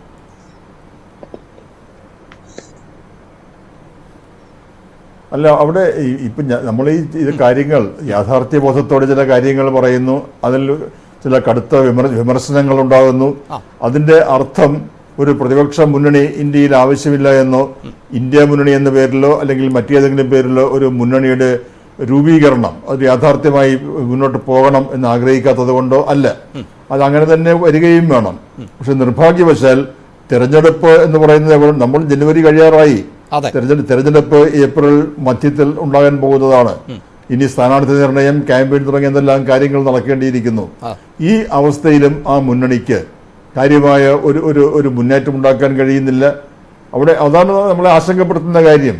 ആ മുന്നണിക്ക് ഒരു കൺവീനറുടെ കാര്യം വരുമ്പോൾ പോലും ഈ രീതിയിൽ ശിഥിലീകരണ രീതിയിലുള്ള നീക്കങ്ങൾ, നിലപാടുകൾ ഉണ്ടാകുമ്പോൾ ഇനി അഥവാ തെരഞ്ഞെടുപ്പിൽ ഭൂരിപക്ഷം കിട്ടി മന്ത്രിസഭ ഉണ്ടാക്കേണ്ട ഒരു അവസ്ഥയിലെത്തിയാൽ ഈ നേതാക്കന്മാരെ നമ്മൾ എങ്ങനെ വിശ്വസിക്കും? അവരുടെ നിലപാട് എന്തായിരിക്കും? ഒരു മാന്യമായ, ആദരണീയമായ, സമാദരണീയമായ ജനാധിപത്യ നിലപാട് ഇവർക്കുണ്ടാകുമോ? ഈ കാര്യത്തിലൊക്കെ സാധാരണ വോട്ടർമാർക്കുണ്ടാകുന്ന ആശങ്ക, ആ ആശങ്കയിൽ ഞാനും പങ്കുചേർന്നു എന്ന് മാത്രമേ ഉള്ളൂ. ശ്രീ വസന്ത്, അവിടെയാണ് താങ്കൾ സൂചിപ്പിച്ചു കഴിഞ്ഞു, വിട്ടുവീഴ്ച ചെയ്യാവുന്നതിൻ്റെ പാരമ്യത്തിലാണ് ഇപ്പോൾ കോൺഗ്രസ് നിൽക്കുന്നത് എന്ന് പറയുമ്പോൾ പോലും ഇപ്പോഴും ഇതാ ഈ ഫെബ്രുവരിയിൽ തെരഞ്ഞെടുപ്പ് കമ്മീഷന്റെ ഭാഗത്ത് നിന്നുണ്ടായ അത്ഭുതപ്പെടേണ്ടതില്ല. കേരളത്തിലടക്കം തെരഞ്ഞെടുപ്പ് ഒരുക്കങ്ങൾ തകൃതിയായി നടക്കുന്നുണ്ട്. സിബി സത്യൻ അവിടെ സൂചിപ്പിച്ചൊരു കാര്യമുണ്ട്, ഒരു ആംബിയൻസ് അവിടെ നിലനിൽക്കുകയാണ്. ആ ആംബിയൻസിന്റെ പഞ്ചിൽ തന്നെ തെരഞ്ഞെടുപ്പ് നടക്കാനുള്ള സാധ്യത നമുക്ക് മുന്നിൽ കാണുകയും ഒക്കെ ചെയ്യണം. ഇതിപ്പോൾ സീറ്റ് വിഭജന ചർച്ചകൾ പൂർത്തിയാക്കേണ്ട സമയമായിരിക്കുന്നു. പലയിടത്തും ചുവരെഴുത്തുകൾ വേണമെങ്കിൽ തുടങ്ങാവുന്ന സമയമായിരിക്കുന്നു. അങ്ങനെ നിരവധിയായ ക്രിയാത്മകമായ ചർച്ചകൾ മുന്നോട്ട് കൊണ്ടുപോകേണ്ട സമയത്താണ് ഈ തമ്മിലടി ഇപ്പോഴും തുടർന്നുകൊണ്ടിരിക്കുന്നത്. സംഘടന അല്ലെങ്കിൽ ഈ സഖ്യത്തിനുള്ളിൽ ഒരു തീരുമാനമായതിനു ശേഷം വേണമല്ലോ തെരഞ്ഞെടുപ്പിലേക്ക്, ജനങ്ങൾക്ക് മുന്നിലേക്ക് ഇറങ്ങാൻ. അത് അടുക്കും തോറും കൂടുതൽ കലുഷിതമാകുന്നൊരു സാഹചര്യമാണുള്ളത്. അതിപ്പോൾ ബീഹാർ എന്ന സംസ്ഥാനത്തെയാണ് നമുക്ക് കൂടുതലായി ഈ ഘട്ടത്തിൽ ഉയർത്തി കാണിക്കാൻ പറ്റുന്നതെങ്കിൽ ബീഹാറിൻ്റെ ഏറ്റവും തലയെടുപ്പുള്ള നേതാക്കൾ എന്ന് പറയുന്നത് ഇന്ത്യ സഖ്യത്തിന്റെ തലയെടുപ്പുള്ള നേതാക്കളാണ്. അല്ല അഭിലാഷ്, ബീഹാറിൽ പ്ലേയേഴ്സ് ലല്ലു പ്രസാദും ഈ പറയുന്ന നിതീഷ് കുമാറുമാണ്. അവിടെ ബി ജെ പിക്ക് വലിയ റോള് തൽക്കാലം വഹിക്കാൻ ഉണ്ടാവുമെന്ന് ഞാൻ പ്രതീക്ഷിക്കുന്നില്ല. ഇവൻ ദോ ഇപ്പൊ ഈ നിതീഷ് അവിടേക്ക് ചെന്നാൽ പോലും, അതുകൊണ്ടാണ് പ്രിന്റു പറയുന്നത് ഞങ്ങൾ ആരെയും സ്വാഗതം ചെയ്യും. കാര്യം നിതീഷ് ഇല്ലെങ്കിൽ അവർക്ക് അവിടെ കൂടുതൽ സീറ്റുകൾ അവരുടെ സഖ്യത്തിലേക്ക് അല്ലെങ്കിൽ അവരുടെ മുന്നണിയിലേക്ക് എത്തിപ്പിക്കാൻ പറ്റില്ല. അതുകൊണ്ടാണ് നിതീഷ് വന്നാൽ ഞങ്ങൾ നിതീഷിനെ സ്വീകരിക്കും. നാളെ ഒരു പക്ഷേ അവിടെ നിതീഷ് ഇല്ലാതെ സീറ്റുകൾ അവർക്ക് അക്വയർ ചെയ്യാൻ പറ്റുന്ന ഒരു സാഹചര്യം ഉണ്ടായാൽ അവർ നിതീഷിനെ വേണ്ട എന്ന് തന്നെ തുറന്നു പറയും. അത് നമ്മൾ മറ്റേ മേഘാലയ തെരഞ്ഞെടുപ്പിൽ കണ്ടാണ്. ഒരു എക്സാമ്പിൾ പറയാം. മേഘാലയ തെരഞ്ഞെടുപ്പ് നടക്കുന്നു. തെരഞ്ഞെടുപ്പ് അവിടെ പ്രസംഗിക്കാൻ ജില്ലയാണ്. ബി ജെ പിയുടെ വലിയ ഇലക്ഷൻ പ്രചാരണ ജാഥ നടക്കുന്നു. അപ്പോ ഇവിടെ കോങ്ങാട് സാഗ്മ എന്ന് പറയുന്ന ഇപ്പോഴത്തെ അവിടുത്തെ മുഖ്യമന്ത്രിയാണ് ഓപ്പോസിറ്റ് വിങ്ങിനെ നയിക്കുന്നത്. അപ്പൊ സ്വാഭാവികമായി അമിത്ഷാ പ്രസംഗിക്കുകയാണ്, നോക്കൂ നിങ്ങൾ ഇത്തവണ കോങ്ങാട് സാഗ്മയ്ക്ക് വോട്ട് ചെയ്താൽ നിങ്ങൾ തീഹാർ ജയിലിൽ നിങ്ങളുടെ മുഖ്യമന്ത്രിയെ കാണേണ്ടി വരും. 2 ദിവസം, ഇലക്ഷന് 2 ദിവസം മുമ്പ് അമിത്ഷാ ഇത് പ്രസംഗിക്കുന്നു, മടങ്ങിപ്പോകുന്നു. ഇലക്ഷന് റിസൾട്ട് വരുന്നു, അവിടെ ഒരു ടൈ ഉണ്ടാവുന്നു, അവിടെ ഒരു തൂക്ക് സംവിധാനങ്ങൾ ഉണ്ടാവുന്നു.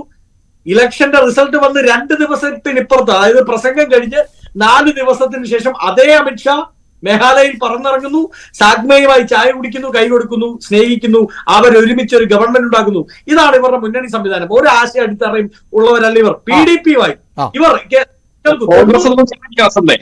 കോൺഗ്രസിലൊന്നും ചെയ്തിട്ടില്ലേ? ഞങ്ങളുടെ കൂടെ കൊണ്ടുവന്ന ശിവസേനയെ നിങ്ങൾ വർഗീയവാദികൾ എന്ന് പറഞ്ഞ ശിവസേനക്കാരെ കൊണ്ടുപോയ ആളുകളാണ് നിങ്ങൾ. അത് പറയല്ലേ? അല്ല, ബാക്കി കഥയും കൂടെ കേൾക്കും. ഞങ്ങൾ ഏതായാലും ശിവസേനയെ വന്ന് ജയിലിൽ കാണണ്ടെന്ന് പറഞ്ഞില്ലല്ലോ. PDP 90കളിൽ ഇവർ രാമക്ഷേത്രത്തിനോടൊപ്പം തന്നെ ഉയർത്തിക്കൊണ്ട് മറ്റ് സംസ്ഥാനങ്ങളിൽ ഉയർത്തിവിട്ടൊരു രാഷ്ട്രീയമുണ്ട്. നോക്കൂ, ജമ്മു കാശ്മീർ ആരാണ് തീവ്രവാദികൾക്ക് മുഴുവൻ സഹായം ചെയ്തു കൊടുക്കുന്നത്? PDP ആണ് എന്ന് പ്രസംഗിച്ചാർന്ന ഇവർ തന്നെ PDP കാശ്മീരിൽ പോയി കാശ്മീരി ആപ്പിളും പറിച്ചു നിന്ന് അവിടെ കാപ്പിയും കുടിച്ച് സർക്കാർ ഉണ്ടാക്കിയ ടീംസാണ്. അപ്പൊ അതുകൊണ്ട് അവരുടെ മുന്നണി രാഷ്ട്രീയത്തിന്റെ കഥ എന്നെ കൊണ്ട് അധികം വിളമ്പിപ്പിക്കാതിരിക്കുന്നതായിരിക്കും നല്ലത്. ശരി, അത് തീർച്ചയായും അത്തരം ചില ചർച്ചകൾ ഇപ്പോൾ സലീം മടവൂർ തന്നെ നേരത്തെ RJDയും അതോടൊപ്പം തന്നെ ലാലു പ്രസാദും യാദവും നിതീഷ് കുമാറും തമ്മിലുള്ള സ്നേഹത്തെക്കുറിച്ചൊക്കെ സംസാരിക്കുമ്പോൾ ഇവർ കീരിയും പാമ്പും ഒക്കെ ആയിരുന്ന ഇന്നലകൾ എൻ്റെ ഓർമ്മകളിലേക്ക്, ഞാൻ വായിച്ചെടുത്ത ഓർമ്മകളിലേക്ക് വരുന്നുണ്ട്. പക്ഷേ അധികാരം എന്നത് വളരെ പ്രധാനപ്പെട്ടതാണല്ലോ വസന്ത്. അതാണല്ലോ ആവർത്തിച്ച് സെബാസ്റ്റ്യൻ പോൾ സാർ പറയുന്നത്. ഏത് കാലഘട്ടത്തിൽ നിൽക്കുന്നു, അവിടെ പ്രതിപക്ഷ ഐക്യത്തിന്റെ പ്രസക്തി എന്താണ്, എതിരാളികൾ ആരാണ്, ഇവിടെയെല്ലാം പ്രധാനപ്പെട്ടതായി മാറുന്നത് ആ ഒരൊറ്റ പോയിന്റാണ്. മാത്രവുമല്ല, താങ്കളോട് ഞാൻ ഈ ചോദ്യങ്ങൾ ചോദിച്ചുകൊണ്ടിരിക്കുമ്പോൾ അവിടുത്തെ 10 കോൺഗ്രസ് MLAമാർ BJPയിലേക്ക് പോയേക്കാം. ആകെ 19 MLAമാരാണല്ലോ ഉള്ളത്. അതിൽ 10 പേരും പോയേക്കാം എന്ന തരത്തിൽ റിപ്പോർട്ടുണ്ട്. എനിക്ക് സ്ഥിരീകരിക്കാൻ സാധിക്കില്ല. അങ്ങനെ ഒരു രാഷ്ട്രീയ സാഹചര്യത്തിലൂടെയാണ് താങ്കളുടെ പാർട്ടി അടക്കമുള്ള പ്രതിപക്ഷ പാർട്ടികൾ പോകുന്നത്. അപ്പോൾ ഈ BJP ആരൊക്കെയായി സഖ്യമുണ്ടാക്കി, ഇന്നലകൾ എന്തായിരുന്നു എന്നൊക്കെ പറഞ്ഞുകൊണ്ടിരുന്ന് സമയം കളഞ്ഞാൽ മതിയോ എന്നുള്ളതാണ് ചോദ്യം. അതിന്റെ ഉത്തരം ഞാൻ പറയാൻ മതി. ഇനി അദ്ദേഹത്തിന് ഈ പ്രിന്റുവിനെ കുറച്ച് ഉത്തരങ്ങൾ പറയേണ്ടതായിട്ടുണ്ട്, അതുകൊണ്ടാണ്. ശരി ശരി. ഈ ഗായറാം പൊളിറ്റിക്സ് 2014 ശേഷം ഇപ്പൊ അങ്ങ് MLA മാർ പോകുന്ന കഥ പറയുന്നതുകൊണ്ടാണ് ഞാൻ ആ വാർത്ത കണ്ടിട്ടില്ല, എങ്കിൽ പോലും അതിന് ഉത്തരം പറയാം. അത് 2014 ശേഷം വളരെ കൃത്യമായി ഉത്തരേന്ത്യൻ സംസ്ഥാനങ്ങളിൽ, ഒരുപക്ഷെ ഈസ്റ്റ് വെസ്റ്റ് സംസ്ഥാനങ്ങളിൽ പോലും നിഴലിക്കുന്നുണ്ട്. അതിന്റെ കാരണം ഇത്ര ശക്തമായി വലിയ അധികാരത്തോടുകൂടി, വലിയ പണ സംവിധാനത്തോടുകൂടി ED അടക്കമുള്ള കേന്ദ്ര ഏജൻസികളെ ദുരുപയോഗം ചെയ്യുന്ന ഒരു സർക്കാർ, ആ സർക്കാർ പാർട്ടിയും കേന്ദ്രത്തിൽ ഇരിക്കുന്നതുകൊണ്ടാണ്. അത് നമുക്ക് പൂർണ്ണമായും ശ്രീ ബസന്ത്, അങ്ങനെ നമ്മൾ ഈ ആയറാം ഗയറാം ഒക്കെ പറയുമ്പോൾ അതൊരു ഒരു പാർട്ടിയായിട്ടാണ് പോകാറ്. ഇതങ്ങനെയല്ലല്ലോ, ചില വ്യക്തികളല്ലേ പോകുക. ഇപ്പോൾ ഈ ചർച്ചയിൽ തന്നെ പങ്കെടുക്കുന്ന സിബി സത്യനോട് ചോദിച്ചാൽ ആ ഒരു ടൈമിന് നമ്മൾ ഈ വ്യക്തികളെ വെച്ച് ഉപയോഗിക്കാൻ സാധിക്കുമെന്ന് എനിക്ക് തോന്നുന്നില്ല. അല്ലല്ല, ഞാൻ പറഞ്ഞത് അത് ആ ഒരു മൂവ്മെന്റ് ശക്തിപ്പെട്ടത് 2014 ശേഷമാണ്. അതിൽ ഒന്നാമതായി പണം ഓഫർ ചെയ്യുക, രണ്ടാമതായി ED അടക്കമുള്ളവരെ ഉപയോഗിച്ചുകൊണ്ട് ഭീഷണിപ്പെടുത്തി. ഇപ്പൊ തൃണമൂലിന്റെ കാര്യം എനിക്ക് തോന്നുന്നു അതിലപ്പം ഞാനത് പറഞ്ഞു എന്നാണ് ഞാൻ വിശ്വസിക്കുന്നത്. തൃണമൂൽ മമതയുടെ റൈറ്റ് വിങ് ആയി നിൽക്കുന്ന 2 മന്ത്രിമാർ കഴിഞ്ഞ ദിവസമാണ് കേന്ദ്ര ഏജൻസികൾ ചോദ്യം ചെയ്യുന്നത്. അപ്പൊ സ്വാഭാവികമായും ആ ഒരു ഭീഷണിപ്പെടുത്തലൊക്കെ ഈ ഇന്ത്യ മുന്നണിയിലെ സഖ്യമുന്നണിയിലെ കക്ഷികൾക്ക് നേരെ ഇവർ പയറ്റുന്നുണ്ടെന്നേ. ഇപ്പൊ പ്രിന്റ് പറഞ്ഞു ഞങ്ങൾ 400-ൽ പരം സീറ്റുകളിൽ അധികാരത്തിൽ വരും. പിന്നെ എന്തിനാണ് പ്രിന്റ് നിങ്ങൾക്ക് നിതീഷെ, പിന്നെ എന്തിനാണ് ഈ പറഞ്ഞ മമതയെ? അപ്പൊ നിങ്ങൾ അവരെ എല്ലാം ഭീഷണിപ്പെടുത്താനോ അല്ലെങ്കിൽ മറ്റൊന്ന് കൊടുത്ത് കൂടെ നിർത്താനോ നോക്കുന്നത് നിങ്ങൾക്ക് അധികാരത്തിലേക്ക് പൂർണ്ണാർത്ഥത്തിൽ എത്തിപ്പെടാൻ 2024 സാധിക്കില്ല എന്ന ബോധം പ്രിന്റുവിനില്ലെങ്കിലും നിങ്ങളുടെ കേന്ദ്ര നേതാക്കൾക്കുണ്ട്. ഇന്ത്യ മുന്നണി എന്ന് പറയുന്ന സംവിധാനം ചെറിയ എന്താ പറയുന്ന ഒരു ചെറിയ മീനല്ല എന്നുള്ള ബോധം നിങ്ങളുടെ നരേന്ദ്രമോദിക്ക് ഉപദേശം കൊടുക്കുന്നവർക്ക് ഉള്ളത് കൊണ്ട് തന്നെയാണ് എന്നുള്ളത് മനസ്സിലാക്കിക്കോളൂ. അല്ലാതെ ഈ 32 സീറ്റ് കിട്ടി കേരളം പിടിക്കാൻ ഇറങ്ങുന്ന ഈ പറയുന്ന എന്താണ് നമ്മുടെ സുരേന്ദ്രനെ പോലെ ഉള്ളവരല്ല അവിടെ ഉപദേശം കൊടുക്കുന്നതെന്നാണ് ഞാൻ മനസ്സിലാക്കുന്നത്. ആണെങ്കിൽ പ്രിന്റ് പറഞ്ഞതുപോലെ 400+ നിങ്ങളുടെ മുന്നണി സംവിധാനം ശക്തമായതുകൊണ്ടല്ല സാർ നിങ്ങളുടെ രാഹുൽ ഗാന്ധിക്ക് വയനാട്ടിൽ വന്ന് മത്സരിക്കേണ്ട സാഹചര്യം ഉണ്ടായത്. വസന്തേ നിങ്ങളുടെ രാഷ്ട്രീയ പാപ്പരത്തമല്ല വസന്തേ, നിങ്ങളിങ്ങനെ വയനാട്ടിൽ ഞാൻ പറയുന്നു വസന്തേ, രാഹുൽ ഗാന്ധിക്ക് ധൈര്യമുണ്ടെങ്കിൽ വയനാടിനപ്പുറത്ത് 1 സീറ്റിൽ മത്സരിക്കാൻ ധൈര്യമുണ്ടോ? നിങ്ങളുടെ നായകനല്ലേ? അല്ലല്ല, കേക്കൂ ഞാൻ മറ്റൊരു വെല്ലുവിളി ഞാൻ നടത്തട്ടെ. നിങ്ങളുടെ A ക്ലാസ് മണ്ഡലങ്ങളാണല്ലോ തൃശ്ശൂരും തിരുവനന്തപുരവും പത്തനംതിട്ടയും. തൃശ്ശൂരാണല്ലോ നിങ്ങളുടെ A++ മണ്ഡലം. അതായത് 2ാം സ്ഥാനത്തെങ്കിലും വരാൻ പറ്റും എന്ന് നിങ്ങൾ പ്രതീക്ഷിക്കുന്ന മണ്ഡലം. ആ മണ്ഡലത്തിൽ വന്ന് മത്സരിക്കാൻ നരേന്ദ്രമോദിക്ക് പോട്ടെ, അമിത്ഷായ്ക്ക് അത് പോട്ടെ, നിങ്ങൾ നിർമ്മല സീതാരാമന് ധൈര്യമുണ്ടോ? അതല്ല ലോജിക്ക്. സ്വന്തം മണ്ഡലത്തിൽ നിന്ന് മത്സരിച്ച് അമേഠിയിൽ തോറ്റ രാഹുൽ ഗാന്ധി പിന്നെ എവിടെ വരുന്നത്? അതുപോലെയാണോ? വാരണാസി എന്ന് പറഞ്ഞ മണ്ഡലമുണ്ട് സാർ, ആ മണ്ഡലത്തിൽ ജനങ്ങളുമായിട്ട് അടുപ്പമുണ്ട് സാർ, തോറ്റിട്ടല്ല വന്നത്. നിങ്ങൾക്ക് എനിക്കറിയില്ല, ഇന്ത്യ അങ്ങനെയാണ്. വിവിധ സംസ്കാരങ്ങൾ കാണും, വിവിധ പ്രദേശങ്ങളിൽ വിവിധ പൊളിറ്റിക്കൽ ഇക്വേഷൻസ് കാണും. അതൊക്കെ ഇന്ത്യയിലെ ഇപ്പം ഞാൻ ചോദിക്കട്ടെ, വാരണാസിയിൽ വന്ന് രാഹുൽ ഗാന്ധിക്ക് ജയിക്കാൻ പറ്റില്ല, വയനാട്ടിൽ വന്ന് നരേന്ദ്രമോദിക്കും ജയിക്കാൻ പറ്റില്ല. വയനാട് എന്താ ഇന്ത്യയുടെ ഭാഗം? അങ്ങനെയല്ല സാർ. ഇന്ത്യൻ നാഷണൽ കോൺഗ്രസ് കേരളത്തിൽ ഞങ്ങൾ ജയിച്ചിട്ടൊന്നുമില്ലല്ലോ സാർ. കേരളത്തിൽ ഞങ്ങൾ അങ്ങനെ ജയിച്ച MP സീറ്റ് ഒന്നുമില്ലല്ലോ.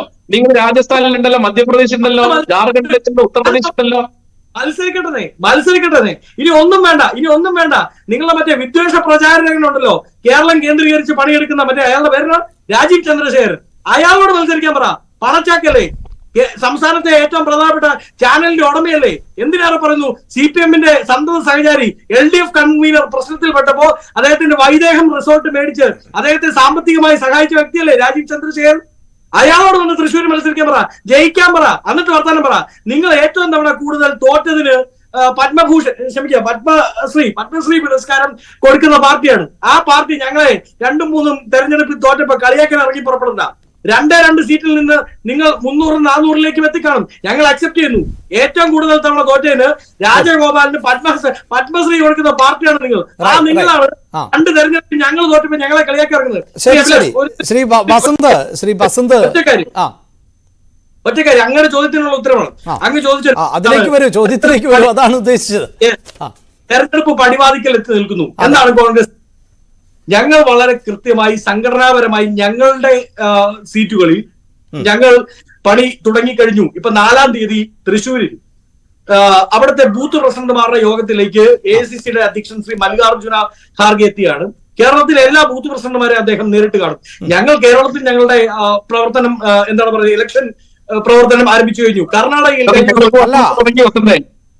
ഞങ്ങൾ 1 വർഷം മുമ്പേ തുടങ്ങിയിട്ടൊക്കെ. ശരി തീർച്ചയായും. പക്ഷേ ശ്രീ ബസന്ത്, എന്റെ ചോദ്യം, അങ്ങനെ കോൺഗ്രസ് ഒറ്റയ്ക്ക് ഇത്തരത്തിൽ മുന്നോട്ട് പോയി തെരഞ്ഞെടുപ്പ് പ്രവൃത്തികൾ ആരംഭിച്ചാൽ മതിയോ എന്നുള്ളതാണ്. കാരണം ഇന്ത്യ എന്ന സഖ്യത്തിന്റെ മുന്നിൽ നിന്ന് നയിക്കാൻ തയ്യാറെടുക്കുന്നത് കോൺഗ്രസ് ആണല്ലോ. അല്ലല്ല, അവിടെയാണ് ഞാൻ പറഞ്ഞത്. ഇന്ത്യ സഖ്യത്തിൽ ഞാൻ പറഞ്ഞല്ലോ, ഇപ്പോ ആം ആദ്മി പാർട്ടിയെ നോക്കൂ. ആം ആദ്മി പാർട്ടിയാണ് UPA 2ാം ഗവൺമെന്റിന് താഴെ ഇറക്കുന്നതിൽ ഏറ്റവും വലിയ പങ്ക് വഹിച്ച നേതാക്കൾ ആം ആദ്മി പാർട്ടിയിലാണ്. പക്ഷെ എന്ന് വെച്ച് നമുക്ക് അവരോട് പറ്റില്ല, നിങ്ങൾ മാറിയിരിക്കൂ എന്ന് പറയാൻ പറ്റുമോ? സുഷമ സ്വരാജിനേക്കാൾ കൂടുതൽ അന്ന് പ്രതിപക്ഷ നേതാവായിട്ട് ആക്ട് ചെയ്തത് അരവിന്ദ് കെജ്രിവാളും അന്ന് ഈ പറയുന്ന ബാക്കിയുള്ള AIP നേതാക്കളുമായിരുന്നു. പക്ഷേ അങ്ങനെ ഒരു മുന്നണിയാണിത്. അവരെ ഒന്ന് ചേർന്ന് കൊണ്ടുപോകാൻ ചില ബുദ്ധിമുട്ടുകൾ, പ്രയാസങ്ങൾ കാണും. അവിടെ ഞങ്ങൾക്ക് ചെയ്യാവുന്നതിന്റെ അങ്ങേയറ്റം ചെയ്തു തന്നെയാണ് ഞങ്ങൾ മുമ്പോട്ട് പോകുന്നത്. പിന്നെ ഇതിന് മറ്റൊരു മൂവ്മെന്റ് ഉണ്ട് കേട്ടോ. ഇപ്പൊ നേരത്തെ 77-ൽ അടിയന്തരാവസ്ഥയ്ക്ക് ശേഷം ഇന്ദിരാഗാന്ധി നോക്കുന്നു. പരമ്പരാഗതമായി ജയിച്ചുകൊണ്ടിരുന്ന പാർലമെന്റ് മണ്ഡലത്തിൽ ഇന്ദിര പോലും തോറ്റപ്പം ഈ പറഞ്ഞ പൃഥ്വിന്റെ അടക്കം പൂർവികർ അവർ പറഞ്ഞ എന്താണ്, കോൺഗ്രസ് തീർന്നു കേട്ടോ, ഇന്ദിര തീർന്നു, ഇന്ത്യയിൽ കോൺഗ്രസ് ഇനി ഉണ്ടാവില്ല എന്ന് പറഞ്ഞപ്പോ ആ 2 വർഷത്തിനപ്പുറത്ത് ബീഹാറിൽ ഈ മൂവ്മെന്റ് മറന്നുപോയോ? ആ ബെലിച്ചി മൂവ്മെന്റിന് സമാനമായ ഒരു മൂവ്മെന്റ് ജോഡോ യാത്ര എന്ന് നടന്നുകൊണ്ടിരിക്കുകയാണ്. പ്രതീക്ഷയുണ്ട്. ആരുണ്ടെങ്കിലും ഇല്ലെങ്കിലും നരേന്ദ്രമോദിയെ ഗോദയിൽ നേർക്കുനേർ വെല്ലുവിളിക്കാൻ ഉണ്ടാവുക കോൺഗ്രസ് ആണ് എന്ന് ഈ രാജ്യത്തെ മതനിരപേക്ഷ ബോധമുള്ളവർക്ക് മനസ്സിലാവുന്നുണ്ട്. ആ ബോധം ശ്രീ സലീം മടവൂരിന് കൂടി ഉണ്ടോ എന്നുള്ളതാണ് സംശയം. ശ്രീ സലീം. അല്ല, ഇവിടെ പിന്നെ നേരത്തെ ശ്രീ പ്രിന്റ് പറഞ്ഞ കാര്യങ്ങള് അദ്ദേഹം ആദ്യം ചെയ്യേണ്ടത് ഇന്ത്യയിൽ ഞങ്ങളെ പോലെയുള്ള മതേതര രാഷ്ട്രീയക്കാരെ ക്ഷണിക്കുകയല്ല, BJPയെ മതേതരവൽക്കരിക്കാനാണ് അദ്ദേഹം പ്രവർത്തിക്കേണ്ടത്. BJP RSSന്റെ നിയന്ത്രണത്തിൽ നിന്ന് മോചിതമായിക്കൊണ്ട് മതരാഷ്ട്രീയം അവസാനിപ്പിച്ചുകൊണ്ട് ഇന്ത്യയുടെ ഭരണഘടനയ്ക്ക് ബഹുമാനം കൊടുത്തുകൊണ്ട് ജനാധിപത്യത്തിനും മതേതരത്വത്തിനും ശക്തി പ്രാപിക്കാൻ ആവശ്യമായ പ്രവർത്തനങ്ങളിലേക്ക് മാറുകയാണ് BJP. അതിനുവേണ്ടി ആവണം ആളുകൾ പ്രവർത്തിക്കുന്നത്. സ്വീകരിക്കുന്നുവെന്ന് ആലോചിക്കാമെന്നാണോ? അല്ല BJPയെ തിരുത്തിയാണ് ഇവിടെ. അല്ലാതെ ഞങ്ങളെ പോലെയുള്ള ഞങ്ങളൊന്നും ഞങ്ങൾ ഈ പാർട്ടിയിൽ അധികാരം ഉണ്ടായാലും ഇല്ലെങ്കിലും ഞങ്ങൾ ഒരു തരത്തിലുള്ള മതരാഷ്ട്രീയത്തിന്റെയും പ്രോത്സാഹിപ്പിക്കുന്ന ആളുകളല്ല. മതേതര രാഷ്ട്രീയം, സോഷ്യലിസ്റ്റ് രാഷ്ട്രീയത്തിൽ ജീവിതാന്ത്യം വരെ ഉറച്ചു നിൽക്കണമെന്ന് ആഗ്രഹിക്കുന്ന ആളുകളാണ്. ഒരിക്കലും ഇത്തരം അബദ്ധങ്ങളിൽ ചാടരുതേ എന്ന് ദൈവത്തിനോട് പ്രാർത്ഥിക്കുന്ന ആളുകളാണ്. അതുകൊണ്ട് അത്തരം പ്രലോഭനങ്ങളൊന്നും ഞങ്ങളെ ബാധിക്കുന്നില്ല. കോൺഗ്രസുമായി ബന്ധപ്പെട്ട് പുതിയ തലമുറയിലെ BJPയുടെ ആളുകളെങ്കിലും ശ്രമിക്കേണ്ടത് ആ പാർട്ടിയെ മതേതരവൽക്കരിച്ചുകൊണ്ട് RSSന്റെ നിയന്ത്രണത്തിൽ നിന്ന് മോചിപ്പിക്കാനും ഈ രാജ്യത്തെ മതേതര ജനാധിപത്യ ഒരു രാഷ്ട്രീയ പ്രസ്ഥാനമായി മാറ്റാനാണ് ശ്രമിക്കേണ്ടത്. അപ്പൊ ഇന്നത്തെ രൂപത്തിൽ പ്രവർത്തിക്കുന്നതിൽ നിന്നും രണ്ടാമത് പറയാനുള്ളത്, ഈ രാജ്യത്ത് ഒരു മതേതര ബദൽ അത് ദേശീയ തലത്തിൽ വരും. അത് നിങ്ങൾ ഭയപ്പെടേണ്ടതില്ല. ഈ രാജ്യത്ത് അത് ദേശീയ തലത്തിൽ വരും. രാഹുൽ ഗാന്ധി, ആ ഒരു അഭിപ്രായം കൂടെ പറയണം. രാഹുൽ ഗാന്ധി മത്സരിക്കേണ്ടത് അത് അമേഠിയിൽ മത്സരിക്കണം എന്നുള്ള അഭിപ്രായം. കാരണം ഒരു ഉദാഹരണം ഞാൻ പറയാം. ഇപ്പോ 1962 കാശിയിലെ വിശ്വനാഥ ക്ഷേത്രത്തിൽ ദളിതരെ കയറ്റണമെന്ന് സോഷ്യലിസ്റ്റ് പാർട്ടി പറഞ്ഞു. സോഷ്യലിസ്റ്റ് പാർട്ടി സ്ഥാനാർത്ഥികളെ തോൽപ്പിക്കുമെന്ന് അവിടുത്തെ ഗവർണർ പറഞ്ഞു. ഡോക്ടർ റാം മനോഹർ ലോഹ്യ, സോഷ്യലിസ്റ്റ് പാർട്ടിയുടെ അത്യുന്നത നേതാവ്, അദ്ദേഹം ആ തെരഞ്ഞെടുപ്പിൽ ആ വെല്ലുവിളി ഏറ്റെടുത്തുകൊണ്ട് മത്സരിക്കുന്നത് വാരാണസിയിലാണ്. അദ്ദേഹം പരാജയപ്പെടുന്ന ഉറപ്പായിട്ട് പരാജയപ്പെട്ടു. അടുത്ത തെരഞ്ഞെടുപ്പിൽ അദ്ദേഹം നേരിട്ടത് ഫുൽപൂരിൽ ജവഹർലാൽ നെഹ്റുവിനെയാണ്. കാരണം ഒരു നയത്തിന്റെ പേര്, അല്ലാതെ ജയിക്കാൻ പല മണ്ഡലങ്ങളും ഉണ്ടായിരുന്നു. അപ്പൊ ഒരു പോരാളി എപ്പോഴും തെരഞ്ഞെടുക്കേണ്ടത് ആശയപരമായിട്ടുള്ള മണ്ഡലങ്ങളാണ്. വെറും വിജയം മാത്രമല്ല കാണുന്നത്. ഞാനൊന്ന് ഇടപെടുകയാണ്, കാരണം സമയപരിമിതി മൂലം ആണ്. ഇന്ത്യ സഖ്യത്തിന്റെ പ്രസക്തി നഷ്ടപ്പെട്ടോ എന്നുള്ളതായിരുന്നു ഓൺലൈൻ വഴി ഞങ്ങൾ ചോദിച്ചത്. ഏതാണ്ട് 23,000 പേരാണ് ഇതിനോടകം വോട്ട് രേഖപ്പെടുത്തിയത്. 76% പ്രേക്ഷകർ പ്രസക്തി നഷ്ടപ്പെടുകയാണ് എന്നാണ് അഭിപ്രായപ്പെടുന്നത്. അത് സലീം മടവൂരും വസന്തും ശ്രദ്ധിച്ചു കേൾക്കുക. എന്തായാലും ഇല്ല എന്ന് അഭിപ്രായപ്പെടുന്നത് 21% പ്രേക്ഷകർ മാത്രമാണ്. ഒരു ജനാധിപത്യ സംവിധാനത്തിൽ ഭരണപക്ഷം പോലെ തന്നെ വളരെ പ്രധാനപ്പെട്ടതാണ് പ്രതിപക്ഷവും. അതുകൊണ്ട് അത്തരം തെരഞ്ഞെടുപ്പുകളും മുന്നേറ്റങ്ങളും ഒക്കെയാണ് നമ്മുടെ രാജ്യത്തിന്റെ മുന്നോട്ട് പോക്കിനെ നയിക്കുന്നത്. അതുകൊണ്ടാണ് ഈ വിഷയം തുടർച്ചയായി ചർച്ച ചെയ്യേണ്ടി വരുന്നത്. ചർച്ചയിൽ പങ്കെടുത്ത എല്ലാ അതിഥികൾക്കും നന്ദി. പ്രൈം ഡിബേറ്റ് പൂർണ്ണമാകുന്നു. നമസ്കാരം.